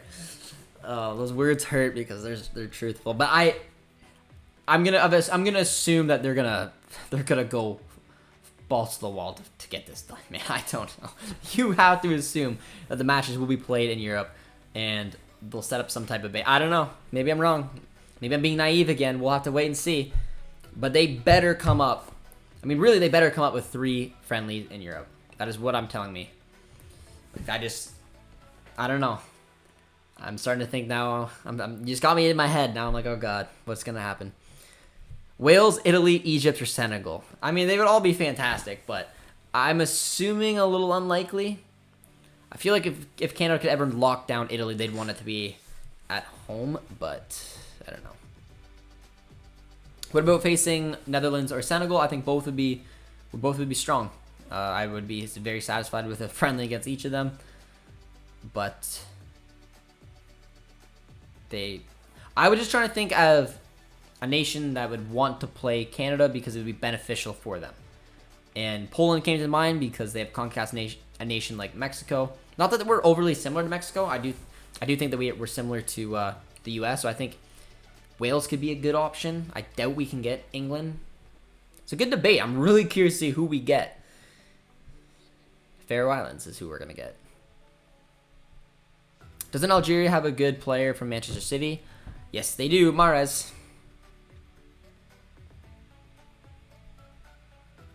Don't the African teams have AFCON qualifiers in September? Neil, you could be right. I honestly have no idea. So if they do, then there you go. No African teams whatsoever. Unless there's sometimes for the African. No, never mind. Yeah, it's qualifiers. Yeah, you could be right. I'm not 100% sure, but I was thinking maybe that they could sneak in another game, kind of like how we have our Nations League games, but we snuck in a friendly. But you might be right, Neil. I did not look at any of the African friendlies or if they're even able to do it coming up. Skip Poland. They got beaten 5-0 yesterday. What a poor performance. Yeah, but Belgium got slapped against the Netherlands too. So, I mean, it could be one of those days for Poland. I would still be happy with Poland if you gave me them, but I understand what you're saying. We're taking on two of the best countries out there. Like, Belgium and Croatia are strong countries. We should be getting a country like England. We should be getting a country like Netherlands. Those are the type of opposition that we actually need to practice with. But I'm not overly convinced we're going to be able to pull that off, which is why I would settle for a Poland, for a Wales, Sweden, Faroe Islands, I don't know.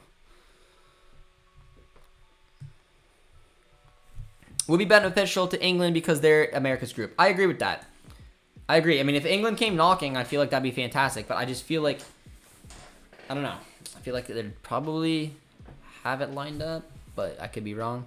That would be a big pull, and that would make sense. Similar how Algeria is to Morocco is kind of the same way I see like U.S. and Canada. I think there can be a lot of similarities there, and we would be a good test for England or Wales if they want to get a little bit familiar with how the U.S. may or may not play.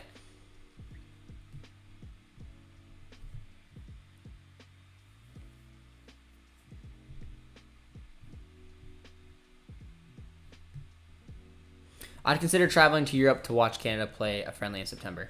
Well, what is the Nations League like in September? Just trying to think. I haven't looked up any of this, guys. I'm just going off of the chat. But, I mean, someone mentioned that there might be AFCON qualifiers, that there might be September Nations League for European matches. So, I don't really know what Canada's going to do. We're going to have to wait and see, guys. But I like the theories, because those are good points as well.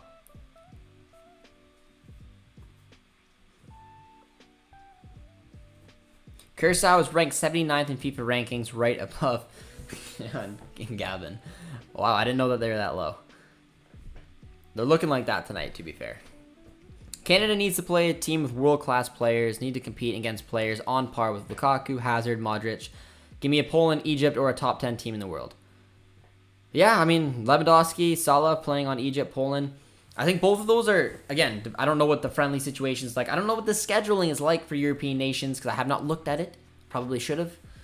But I don't know who Canada's going to schedule. I don't know who they're going to be able to pull off. Just because they might have, I don't know how big the window is going to be and how many games you can completely fit in there. But usually in a window, it's max 3. So maybe if there's only 2 Nations League matches in Europe, you can squeeze in a friendly, would be my assumption. So I don't know. We'll have to look it up. Ukraine offered. I mean, I would play Ukraine, but I think they have more things to worry about than getting a friendly with Canada.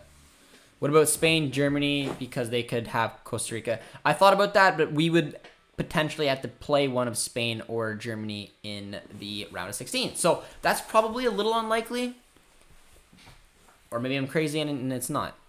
I think a friendly against the South American teams would be more possible. And I'd be fine with it. Honestly, again, you give me the Faroe Islands. I don't know. I was just so disappointed this time around. I would take anyone. I really would. Not that hard to please right now. But all right, guys. Second half is coming back underway. We got Atiba stretching it out, rocking the armband. Hopefully you guys are still good, still tuning in with me. It's 11:30 at night, my time, and you guys have been amazing in the chat. Appreciate all of you guys tuning in, showing some love as well. If you guys want to help us get to 150, because Zahara's put it in the chat a few times, so I appreciate that. But I think we're a couple likes away. So before we get going here in the second half, drop a like for the beautiful sweatpants of Milan Borjan. And I will answer a few more questions, see if anyone put a little clarity on the Nations League matches in Europe. I know teams have held joint training sessions at World Cups before. Starts at the end of September. Canada winning 4-0. There's UEFA Nations League as well, but I suppose they can sneak in a friendly. I believe you like in a window you can play 3 matches. So I don't know if someone wants to go in FootMob or something and look up like England, and then tell me what matches they have in September. If they have 2, they will probably book a friendly, but that makes it difficult because they're like some of these nations are only some of these European nations will only book 1 friendly. So it'll make it a little bit more difficult for Canada to find a friendly, but I believe it's possible because of that reason. But if a nation's playing 3 for some reason, which I doubt that they are, but if they're playing 3 competitive matches, more than likely we won't not get them. How about Japan? They gave Brazil.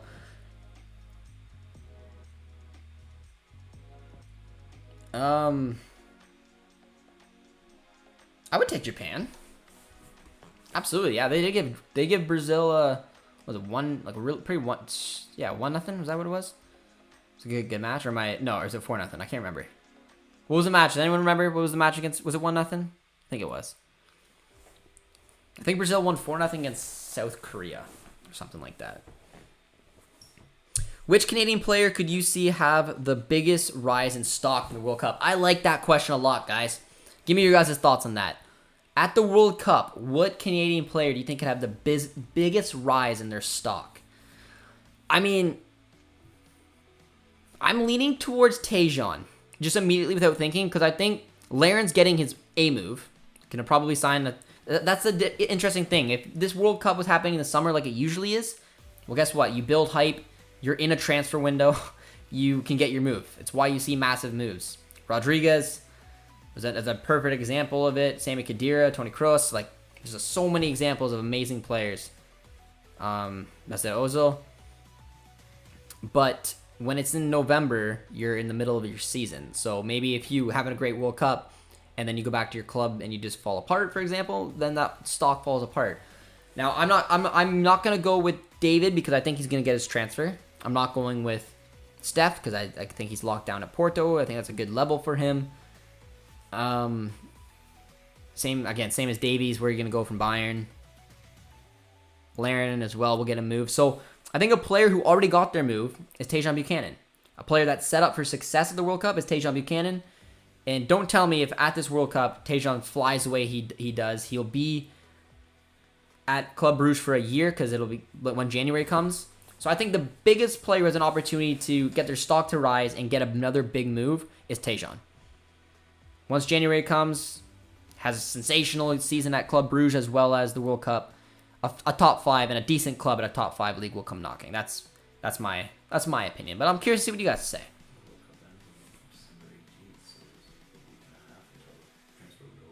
True. Producer T put a good point in there. Says the World Cup ends on December 18th, so it was about a week and a half until the transfer window opens. So that's a fair point. I was thinking if we get bounced early, then it's a longer waiting period. But yeah, you go to the finals and you win the World Cup. You could be setting yourself up for some success. But Atakubi's a good shout as well. I like that. Especially if he doesn't get a move. If he gets a move right now, I feel like it's probably unlikely he moves again in January. But maybe he stays at Hatayspor because, he had a good season with them. But I got to see a couple of you guys saying Tajon. Laren is a decent one as well. I just think it's difficult to sign for a club because more than likely Kyle Laren is going to sign a 3-year contract. Brand new 3-year contract. I don't know.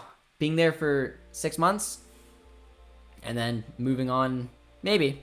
It's difficult. This is a whole interesting one because of the timing of it. Or at least it's a different one for like free agents and players making moves because they'll just be at a new club already.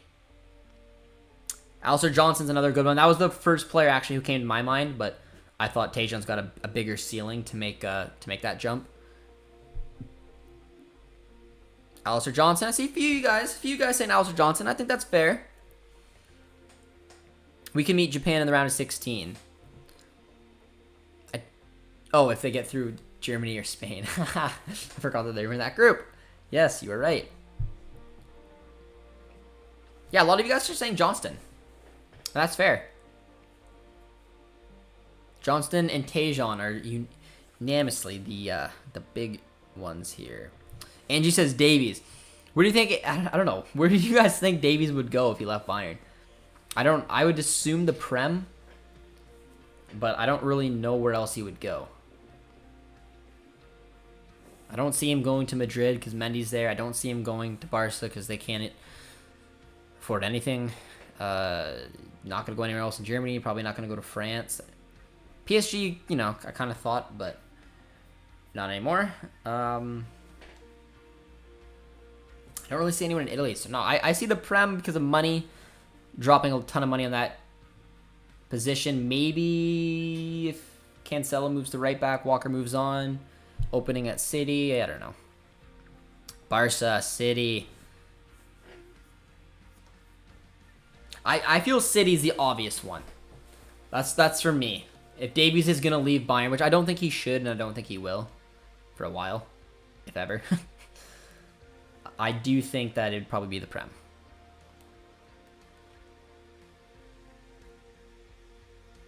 Laren for Ugbo sub. Yeah, what subs are we looking at, ladies and gentlemen? For me, I do want to say Ugbo. So I'd say Ugbo for Laren would be a good one. Laren's shooting boots have not really been on today. I want to see Edwards come on. So I'd say Edwards for Atakubi would be one substitution for me. Ugbo for Laren would be 2. Who else do we have here?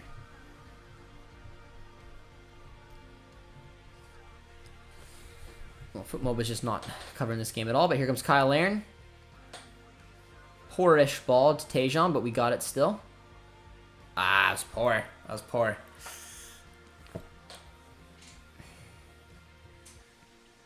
Davies to Newcastle. I hope Newcastle never gets good enough that they sign players like Davies. But I don't know. That's me. Davies could go to Juventus. It's not bad. Could be a decent one. He'd fit well there. I just don't know what Juventus's financial situation is looking like. When I picture like a left back and like one that costs as much as Alphonso Davies is gonna cost, I just immediately think the Prem or PSG. I think PSG is probably a very likely one alongside City. That for me, in terms of a realistic one, I think that's where the money could come from. Madrid is sitting on a pound of money, but they don't really need a left back. No, not United. Never to United. I'd love to see more Canadians getting opportunities to play for European clubs. Yep, my favorite thing to keep an eye on. I'm not sure if I talked about it much on the channel with you guys, but another player on the bench who I would not mind seeing deserved a call up, and that's Brim. Unbelievable season in the second division in the Netherlands with Eindhoven. Failed out on promotion, but he got his move. Gonna be playing in the Eredivisie next season. Really excited for him, and I'd like a little hello here if he's able to jump on the pitch today. So that's probably another one. But the two big ones for me, I want to see Raheem Edwards and Ike Ugbo. Yeah, that's why I stopped picking PSG. I felt like there was an obvious connection there, but I have changed my mind. So Manchester City it is.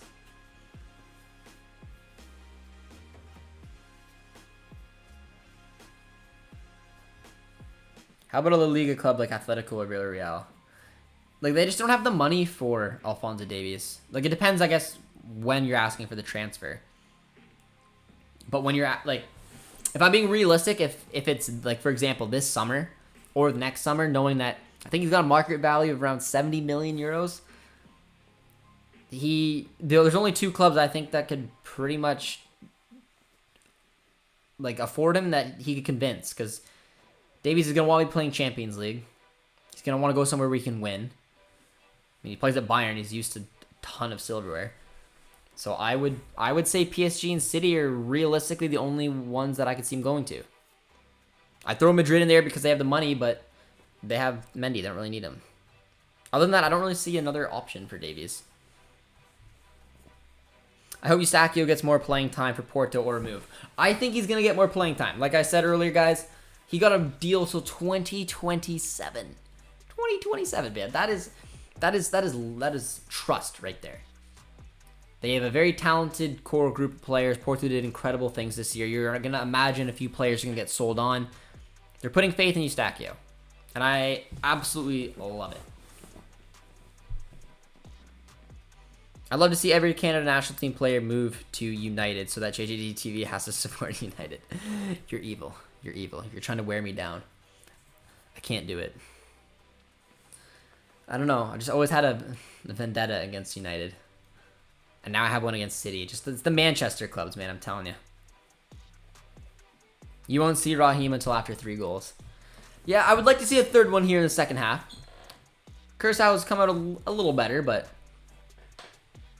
it's been a pretty managed match so far. 55 minutes into this one. How you guys doing? It's almost midnight here in Ontario.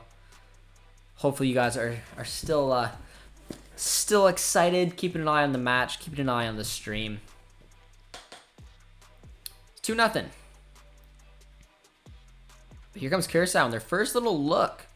What can Kamal Miller do? Oh, Milan Borjan. Oh, the big block coming from Alistair Johnston. Looking a little scrambly there, guys. Looking a little scrambly there. But there's Curaçao's first big opportunity in the match. It's taken a while to get it. Probably could have went down there and got a penalty. I don't know if you guys were thinking that, but I think Alistair Johnston got a little lucky and he made up for it with a big block there, saving a goal. I very low-key hate JJD for hating United as a United fan. I'm sorry, my friend. I'm sorry. They just bug me, you know? Yeah, everyone has those teams. There's a team that just bugs them. One of my good buddies is United. Most of my friends that are I played soccer with are United fans, to be honest, and it just drove me crazy. So, Andrew, if you're watching, you know who we are. Benfica is better than Porto. No. I think Porto were pretty heavily better than them this season. 18% of the poll thought Canada wouldn't win. They okay? Yeah, it was a good one. Chris says we need a sub for a little spark of light here. I think EK would be a good one.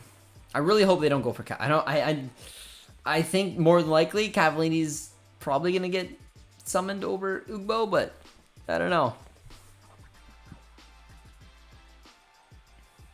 Saw a couple predictions going out there that people thought that Cavallini might start this one. We know that he's on form, but Ugbo also had a pretty solid season this year, so I'd really like to see him get some minutes here.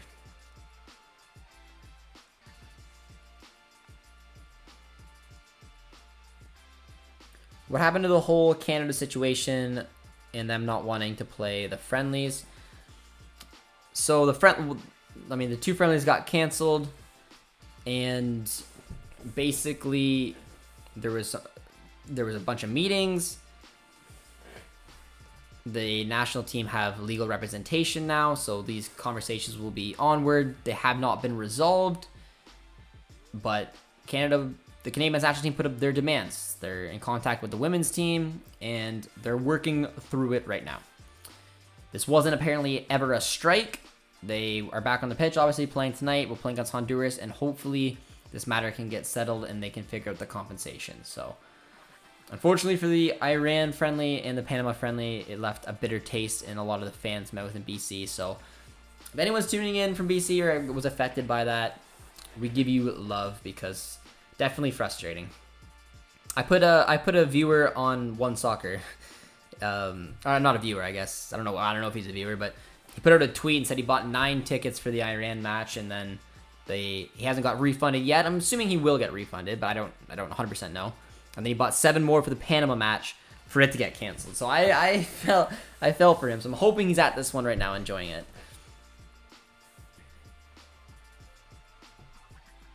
I hope Insider Josh is right about David rumored to Leipzig. No, I'm absolutely not right, Finn. That was me saying where I think he could fit and play. There's a very low likelihood that Leipzig are going to sign Jonathan David. If they sold him Cuckoo, I mean, maybe I could convince myself, but I just don't think they have that kind of cash to splash, and it's not really the type of money that they spend. They'd have to get a big sale. But look at Davies.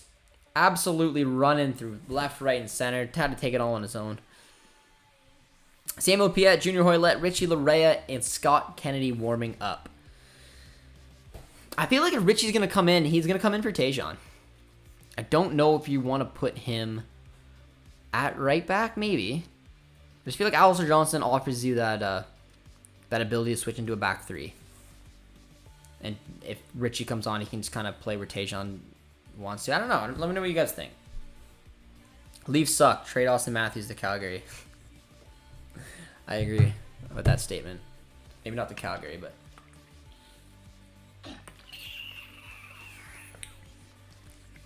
Samuel Piette would be an interesting one. I'm assuming he would come on for Hutch. I do like predicting the substitutions. I'm much better at predicting substitutions than I am predicting a starting 11 because Herdman is just a wild card with his starting 11s. But I will show you if I can do it because I'm tooting my own horn here because I am usually decent at substitutions. So I'm going to say Larea for Alistair Johnston, Piette for Hutch, Hoylett for Buchanan, Ugbo for Laren, and I'm going to go on a wild... I don't know, I'll say Edwards. I'm probably wrong. It's probably will be someone else, but I'll say Edwards for Adekubi. Just to sneak in. Those are my 5 guesses, so we'll see how I do. No Cava, please, and I'm a Caps fan. You should be. I mean, you gotta be a little happier, right? Like Cavallini's definitely doing better. He had a really tough go at it at the beginning of his Whitecaps career. I thought that there was no return, but I give him credit, man. He's found a little bit of form, and he's a very well-paid player in the MLS, so it's good to see him find the back of the net. And Vancouver's on a bit of a tear, man. They had a really good end of last season to make the playoffs. They had a terrible start this year. Another good one. Oh, that's a good ball. That's a big tackle. Steven Vittoria. Yeah, Borian loves it. That's a good tackle. Sliding defensive tackle to clear out the ball. That was another dangerous look from Curaçao. I agree with Chris. I think that Canada could use some legs here. They're kind of getting dull. After a really, really good first half, they have not come out with the same type of appetite for the second half. I think a little spark from somewhere could be needed. So hopefully we'll see a couple subs coming up. But Vittoria's had a pretty good game after Borian just ran over there. Any streams for the CONCACAF Women's or U20 Championship coming up?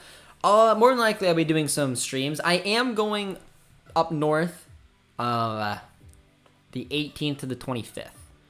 So I think that's actually when the tournament starts, so I may miss a couple of the group stage, but hopefully Canada will I'll be back for the knockouts, which I think I easily will be. Yeah, because we're not going to play 3 games. So yeah, so for that week, I'll probably have a couple of videos lined up, and then I will be away, and then I'll be back on the 25th. So hopefully if they're still in or competing for something, I can get some streams in for there for you guys.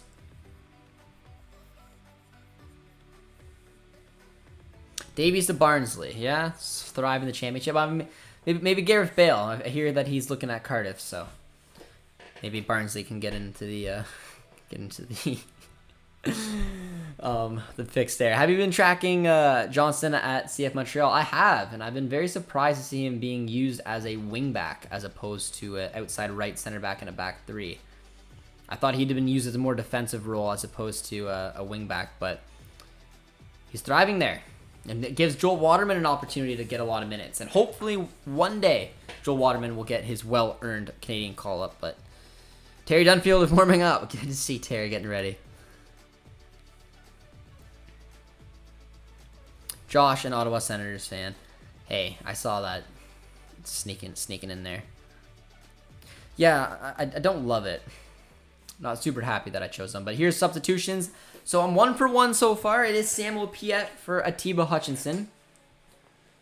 Nice to see Piette back, rocking the number 6 that Ismail Kone made look so good on him last window. Triple sub lined up. Josh, legs are getting ready. Oh, we got a couple more. So who is it? So Hutch for Piette. I'm good there. I don't know who the other one's coming. It looks like Richie's coming on. I just don't know who for who. Kyle Laren. Okay, well, I'm wrong. And then Jonathan David for Hoylett. So got the players right going on. Just didn't get the ones coming off. I don't think I said... Well, I did say Laren, but I didn't say David both coming off. So, both strikers up front. And to be fair, from the comments that we've gotten, man, the finishing hasn't quite been there today. So I guess maybe it makes sense that both strikers getting taken off. I don't know. Hoylett and Richie. So what? Tajon and Hoylett are going to play up front in a front two? Maybe Davies up there instead? No, Tajon. So yeah, we're still in the 4-4-2. Piet straight swap for Hutch.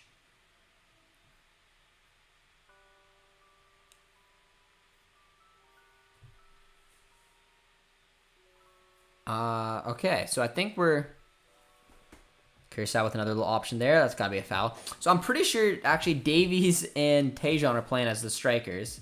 It's a dangerous ball from Boran, but does well, Steph. I thought that was a foul. Okay, so I'll give you guys an update on the system. Actually, I don't know if I can do that. I don't know what the system is. There's a straight swap, Piet for Hutch. And then Davies and Buchanan became strikers, and Richie came on at right. Oh, there's a streaker, I think. I think this guy's streaking. Yes, he is. Is he streaking? He's tying himself to the post. Oh, gosh. The protesting. Tying themselves to the post. Are you kidding me? Get out of here.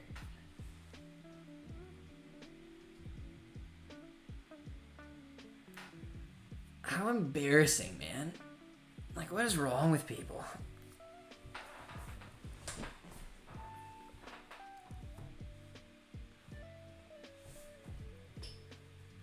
There's 10,000 people in there. You couldn't got better security than that? Come on. I know, like, he was literally just taking Moya, like, took his shirt off. What are they protesting? Like, the treatment, maybe? That is so dumb. That is so embarrassing.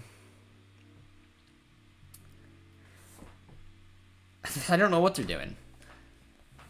With the... they're literally with the stadium barely being full.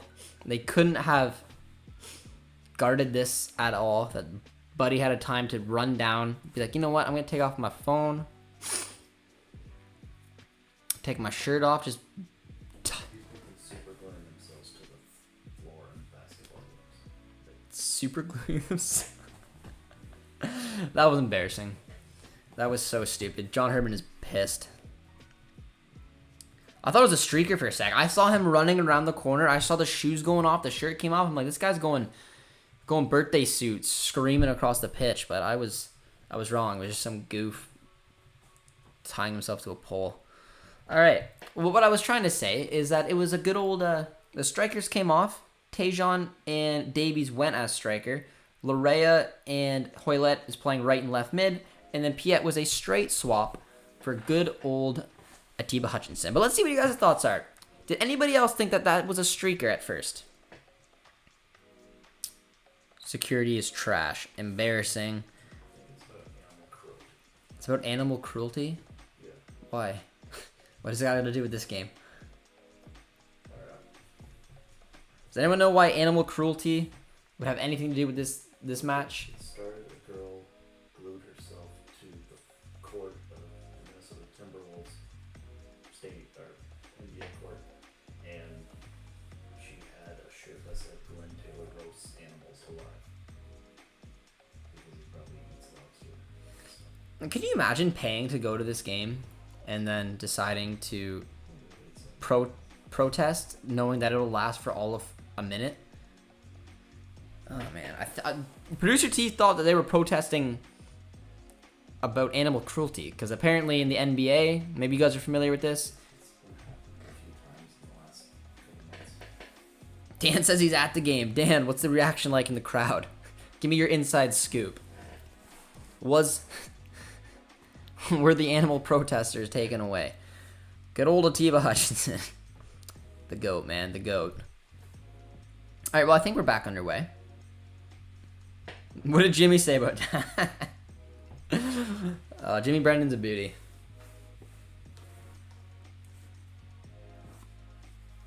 Wow. Nah, it's the same thing in the NBA playoffs, so I assumed animal cruelty. Oh, wow. Davies. Nice ball. Finds Richie. Look at that. Back to Davies. Hey! And just like that, protest is over. Davies picks up his second. Kudos to John Herman. He's like, you know what? I don't need strikers today. Laren, David, take a seat. We're throwing up Tayshaun and Alphonso Davies to play strikers again, which is something you can just do in CONCACAF. It's a real FIFA mentality. It's like get your fastest guys and put them striker in a 4-4-2. This is what it's about. But that's a really clever little ball into there. Richie Larea puts his head up, puts it right back from Davies. Richie Larea coming on and saying, "Hey Forrest, you might want to keep me next season when we're in the Premier League. It's what I can do." That's a good run from Richie. Good little ball too. That's just as easy as you like. 3-0 Canada, convincing win. And yeah, I mean the substitutions got the spark that you wanted. It's just they were looking a little dull in the second half. They weren't offering a whole bunch. Like we mentioned in the first half, it should have been more than due. So what do? You take off your strikers. You get out David, you get out Laren, who both didn't have the best performance, but really good way to answer that. So good. Honestly, man, that's sweet. Alphonso Davies scores 2 goals on his homecoming. Maybe not the homecoming of his dreams, just with everything that went on, and he would probably hope for a little bit more fans. But regardless, he gave the ones that did show up a treat with a brace tonight. Nottingham, are you watching?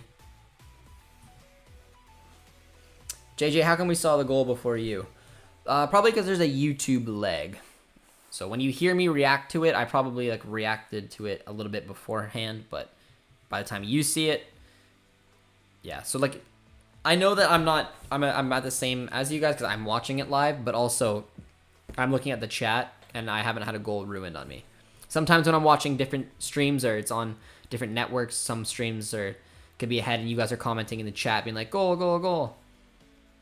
But I didn't see anything yet, so you guys haven't spoiled it for me at all. But I'm watching on One Soccer, so I should be as live as it is. But as we do, guys, be sure to drop a like for Alphonso Davies there. Drop a sub too if you're new to the channel.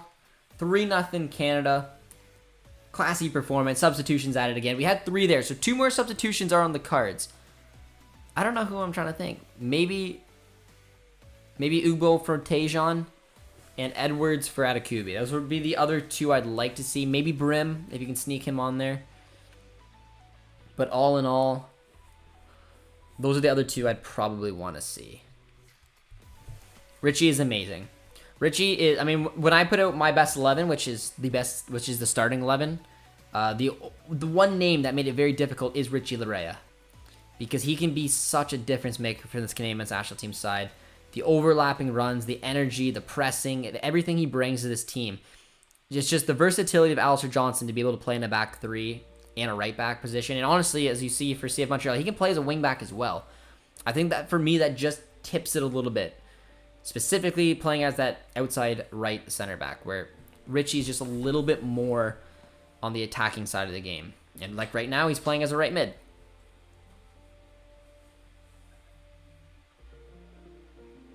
Injury coming now for Curaçao. Richie is amazing. He is. Davies is pressing like me playing FIFA on the lowest level. Ray is so useful and plays so great. Hope he can be a part of the Forest squad for a good season. He is. And when he played for Forest this year, I watched every second when he was on the pitch for Forest. He looked good. It's just he couldn't find, honestly, he couldn't find opportunities to really get a ton of minutes, just given that he mostly came on. Oh, it is a double substitution, but I'm assuming Buchanan and Davies are going to come off because these are 2 strikers. It's Cavallini and it's Ugbo. So we're not going to see my boy Raheem Edwards as probably expected, but I was hoping. That's what my guess is. These are 2 strikers. So yeah, there's Tayshaun. Good match once again from Buchanan. And like we decided in the chat, guys, biggest upside for our man at the World Cup, it's Tayshaun. But 2 strikers coming in. Yep, it's Davies going out on the 75th minute. to a big round of applause, along with Tajon Buchanan. Both of them had pretty good matches tonight. And now we got Ike Ugbo and Cavallini up front. So there's a duo that we can see can do a little damage here. But Ugbo is going to be probably for the rest of the match, he's the guy I'm keeping a very special eye on. I want to see what Ugbo can do. I really enjoyed watching him at 12 in the second half of the season after a disastrous first half. I think he's a good player, man. He's doing it in a top 5 league.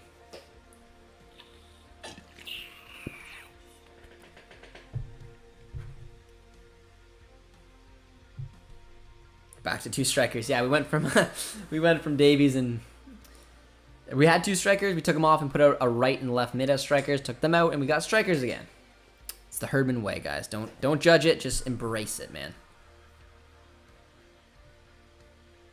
Hello, I'm not watching the match, but did Alphonso Davies played? He did. He played most of the match as a left mid in a 4-4-2. Played 75 minutes, and our guy scored 2 goals. Larrea is brilliant. Really hate to leave him out of the starting lineup. I feel you, man. It's just difficult. It's very difficult to get Larrea in. You have to sacrifice someone, and having Tajon and Johnson in there, it's tricky.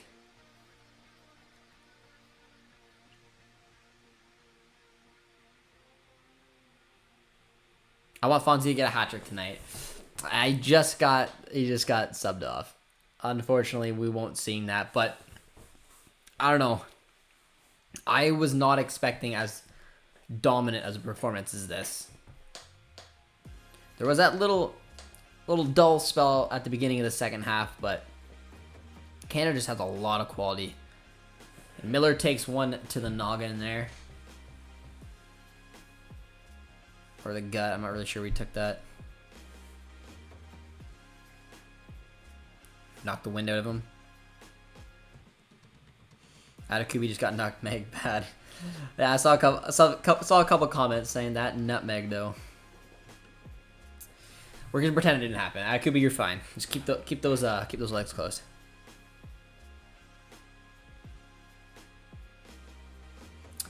Yeah, but I believe that's now all 5 substitutions, so we will not see any more. So Brim and Edwards, if they're gonna feature this window, will have to be in Honduras.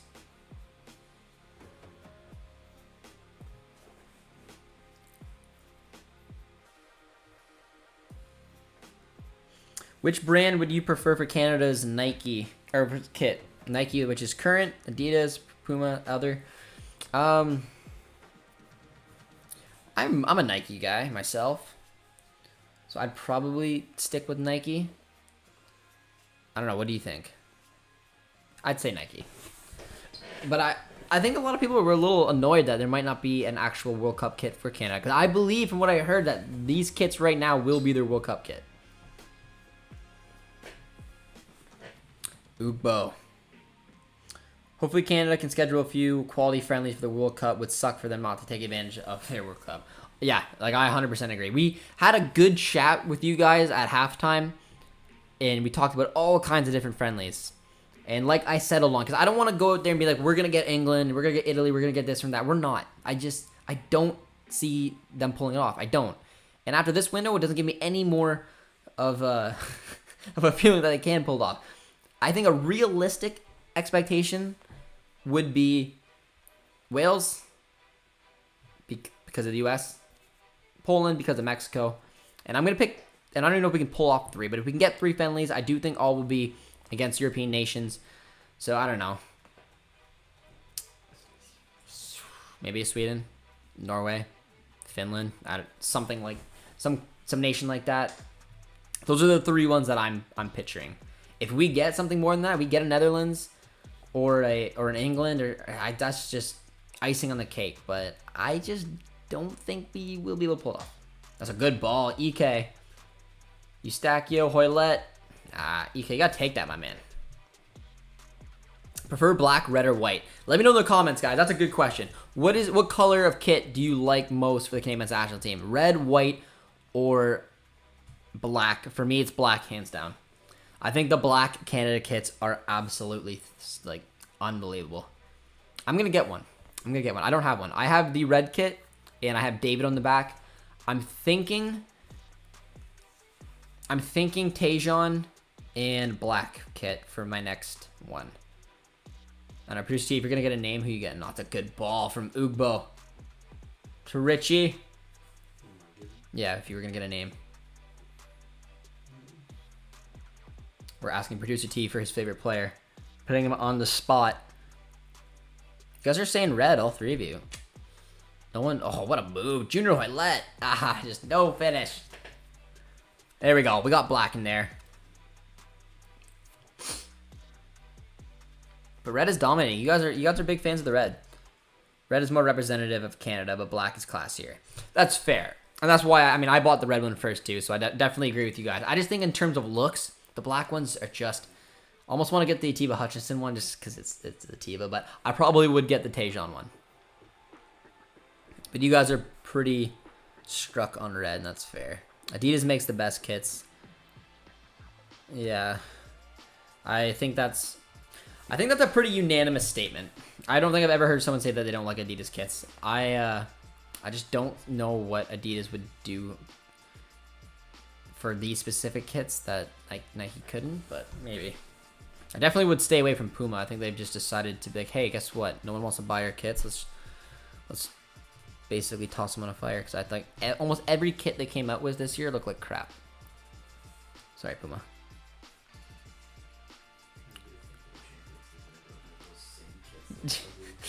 Yeah, like Marseille, Gladbach, Dortmund. Yeah, Dortmund had them for their cup kits.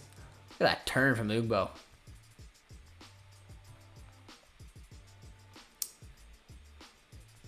Does Osorio get minutes versus Honduras? Osorio is not in camp, Kelly, unfortunately.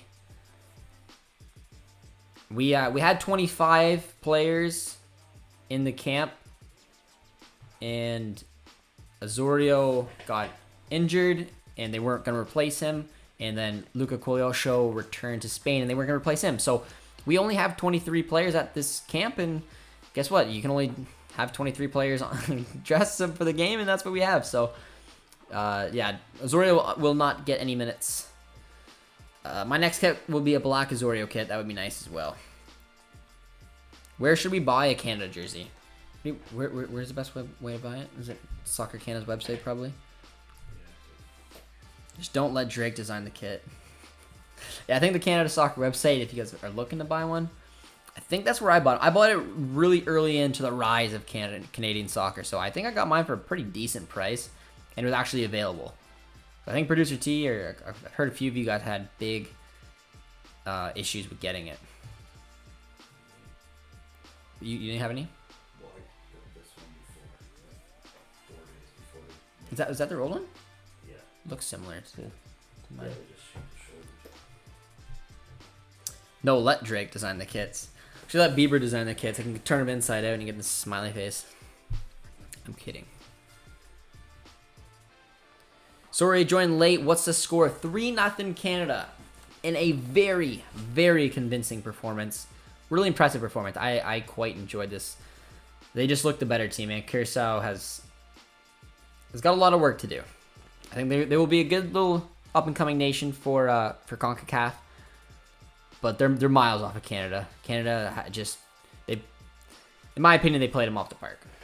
There was a couple moments there for Curaçao who did have a couple looks here and there, but for the majority of this match, Canada was clear. Davies picked up a couple goals, looked very dangerous as always. Vittori gets a header as well. Black #1 with Herdman on the back. That is an excellent, excellent shout. Glad to see Canada up from a U.S. fan. Hope you're doing well, Tom. Welcome back to the stream. You guys are taking on Granada tomorrow night, too. So, real close one in that affair. Nice ball from Junior Hoylett. Really good ball to Atakubi. That's Stefano Eustachio? No, it wasn't. It was Cavallini.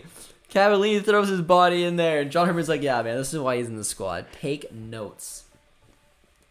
This is why, for all you guys saying Cavallini shouldn't be in there. That was an incredible ball. I was just talking about the class of this Canadian side compared to Curaçao. But what a ball, man. Really, really good stuff. Junior Hoylett, I believe, look at that, outside of the foot. Just a little touch from Atakubi, and then whipped in with pace. Uses the big frame of Cavallini to just say, you know what, there's going to be absolutely no defending me here. I'm just going to touch that in the back of the net. And Cavallini, who I always talk about having a very good goal-scoring record for the Canadian men's national team, adds to it. I believe that's his 17th. I really, that's a guess.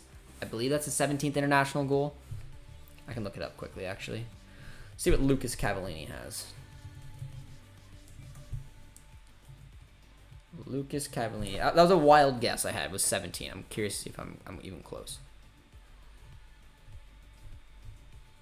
Yeah, I think I was right. I think that's his 17th. It says 16 in 31 appearances. So I believe that's 17 now in 32. But that was, I just loved everything about that. That was a really, really nice goal. Just a little touch outside of the foot from Hoylett. What a ball to run onto from Atakubi. And then Atakubi just got the ability to put in a pin-perfect cross like that.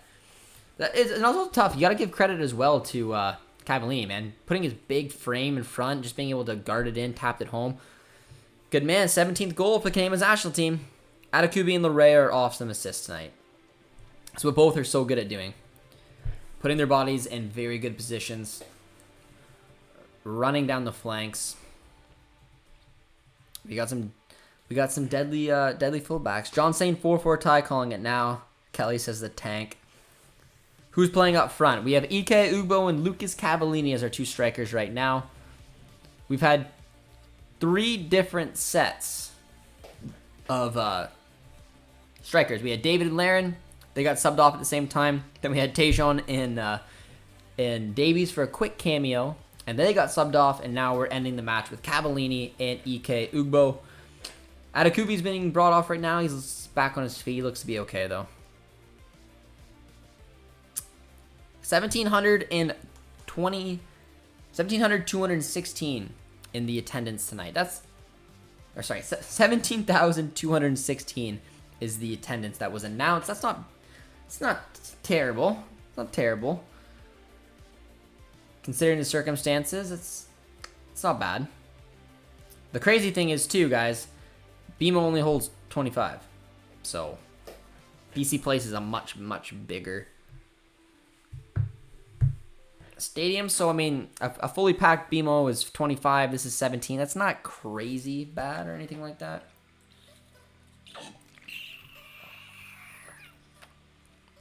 But, hey, the supporters who made the trip out got to see Lucas Cavallini score a goal. So you guys are good. Cavallini, Hoylett in the teens for Canada. Laren and David 20+. Yes, they are. How many does Hoylett have? He got 10 or 11, something like that. I'm calling the final now. Canada versus the US. That would be a fun one. That would be a fun final, man. 17K is solid. I think it's solid too. I was hearing closer to 10 at the beginning, and I mean, it's a huge. I believe BC Place can hold 55,000, so like it's a big stadium. But 17,000 is a decent number, and like I said, it's not even like it's that much less than BMO because it's just a much smaller stadium. But either way.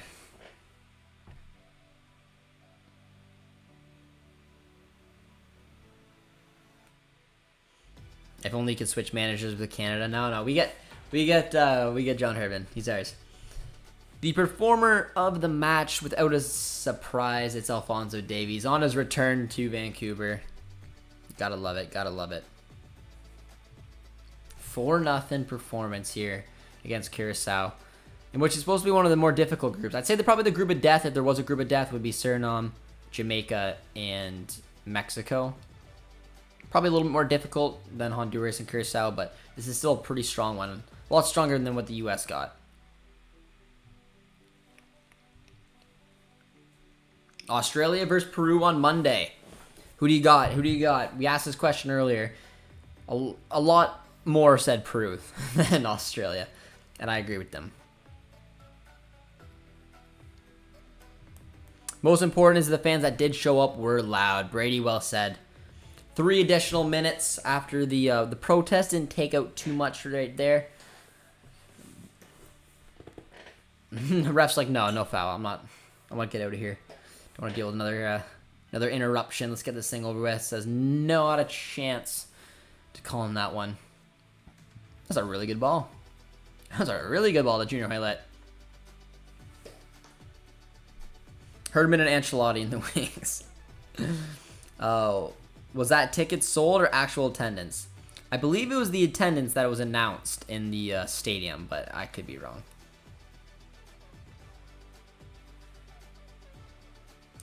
Cavallini has been on form for the Whitecaps, to be fair. Yes, yeah, I mentioned that earlier as well.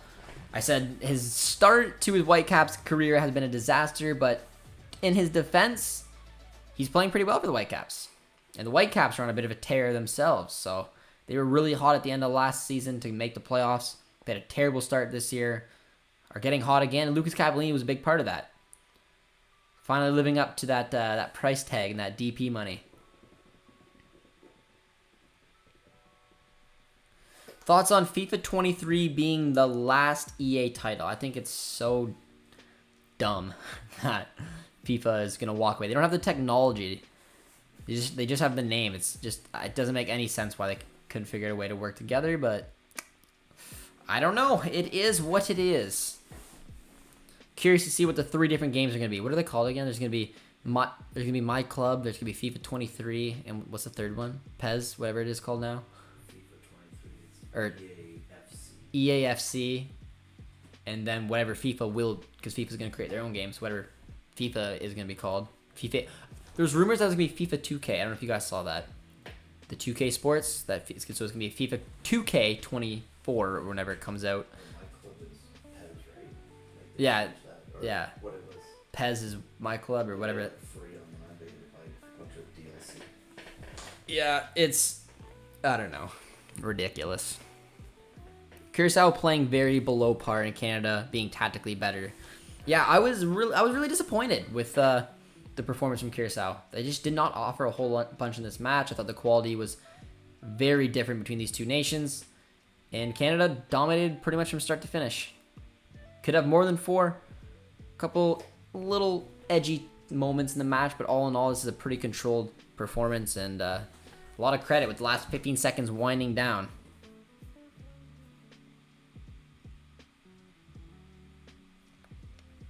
Some good goals where he redirects and using the tackle slide and ensures solid contact. Yeah, actually, Atakubi's goal against the U.S. was outside the box. It was. Yeah, I think 2K or PES works with FIFA. 2K, I would love to see that. Good old 2K games. But there it is, ladies and gentlemen. 12:23 at night. We finished this watch along. Girlfriend is absolutely snoozing right now. We pick up a 4-0 win to open up the Nations League against Curaçao in BC Place. It was a tough week for us national team supporters, but what a way to get it done. I appreciate you guys all tuning in with me throughout this watch along. As always, we'll be doing another watch along for the Honduras match. This one's a little bit earlier. It's a 10 o'clock kickoff, so that won't be too bad. So if you guys are still with us at the very end, be sure to drop a like on the stream on your way out. Drop a sub as well if you're joining us, because we always appreciate it. But that is it. Game, set, match. We'll get our 5 takeaways video out for you guys as well, so hopefully we'll see you guys in that. I appreciate everyone tuning in as always, and until next time, guys, be sure to take care, and we'll talk to you soon. Cheers, friends.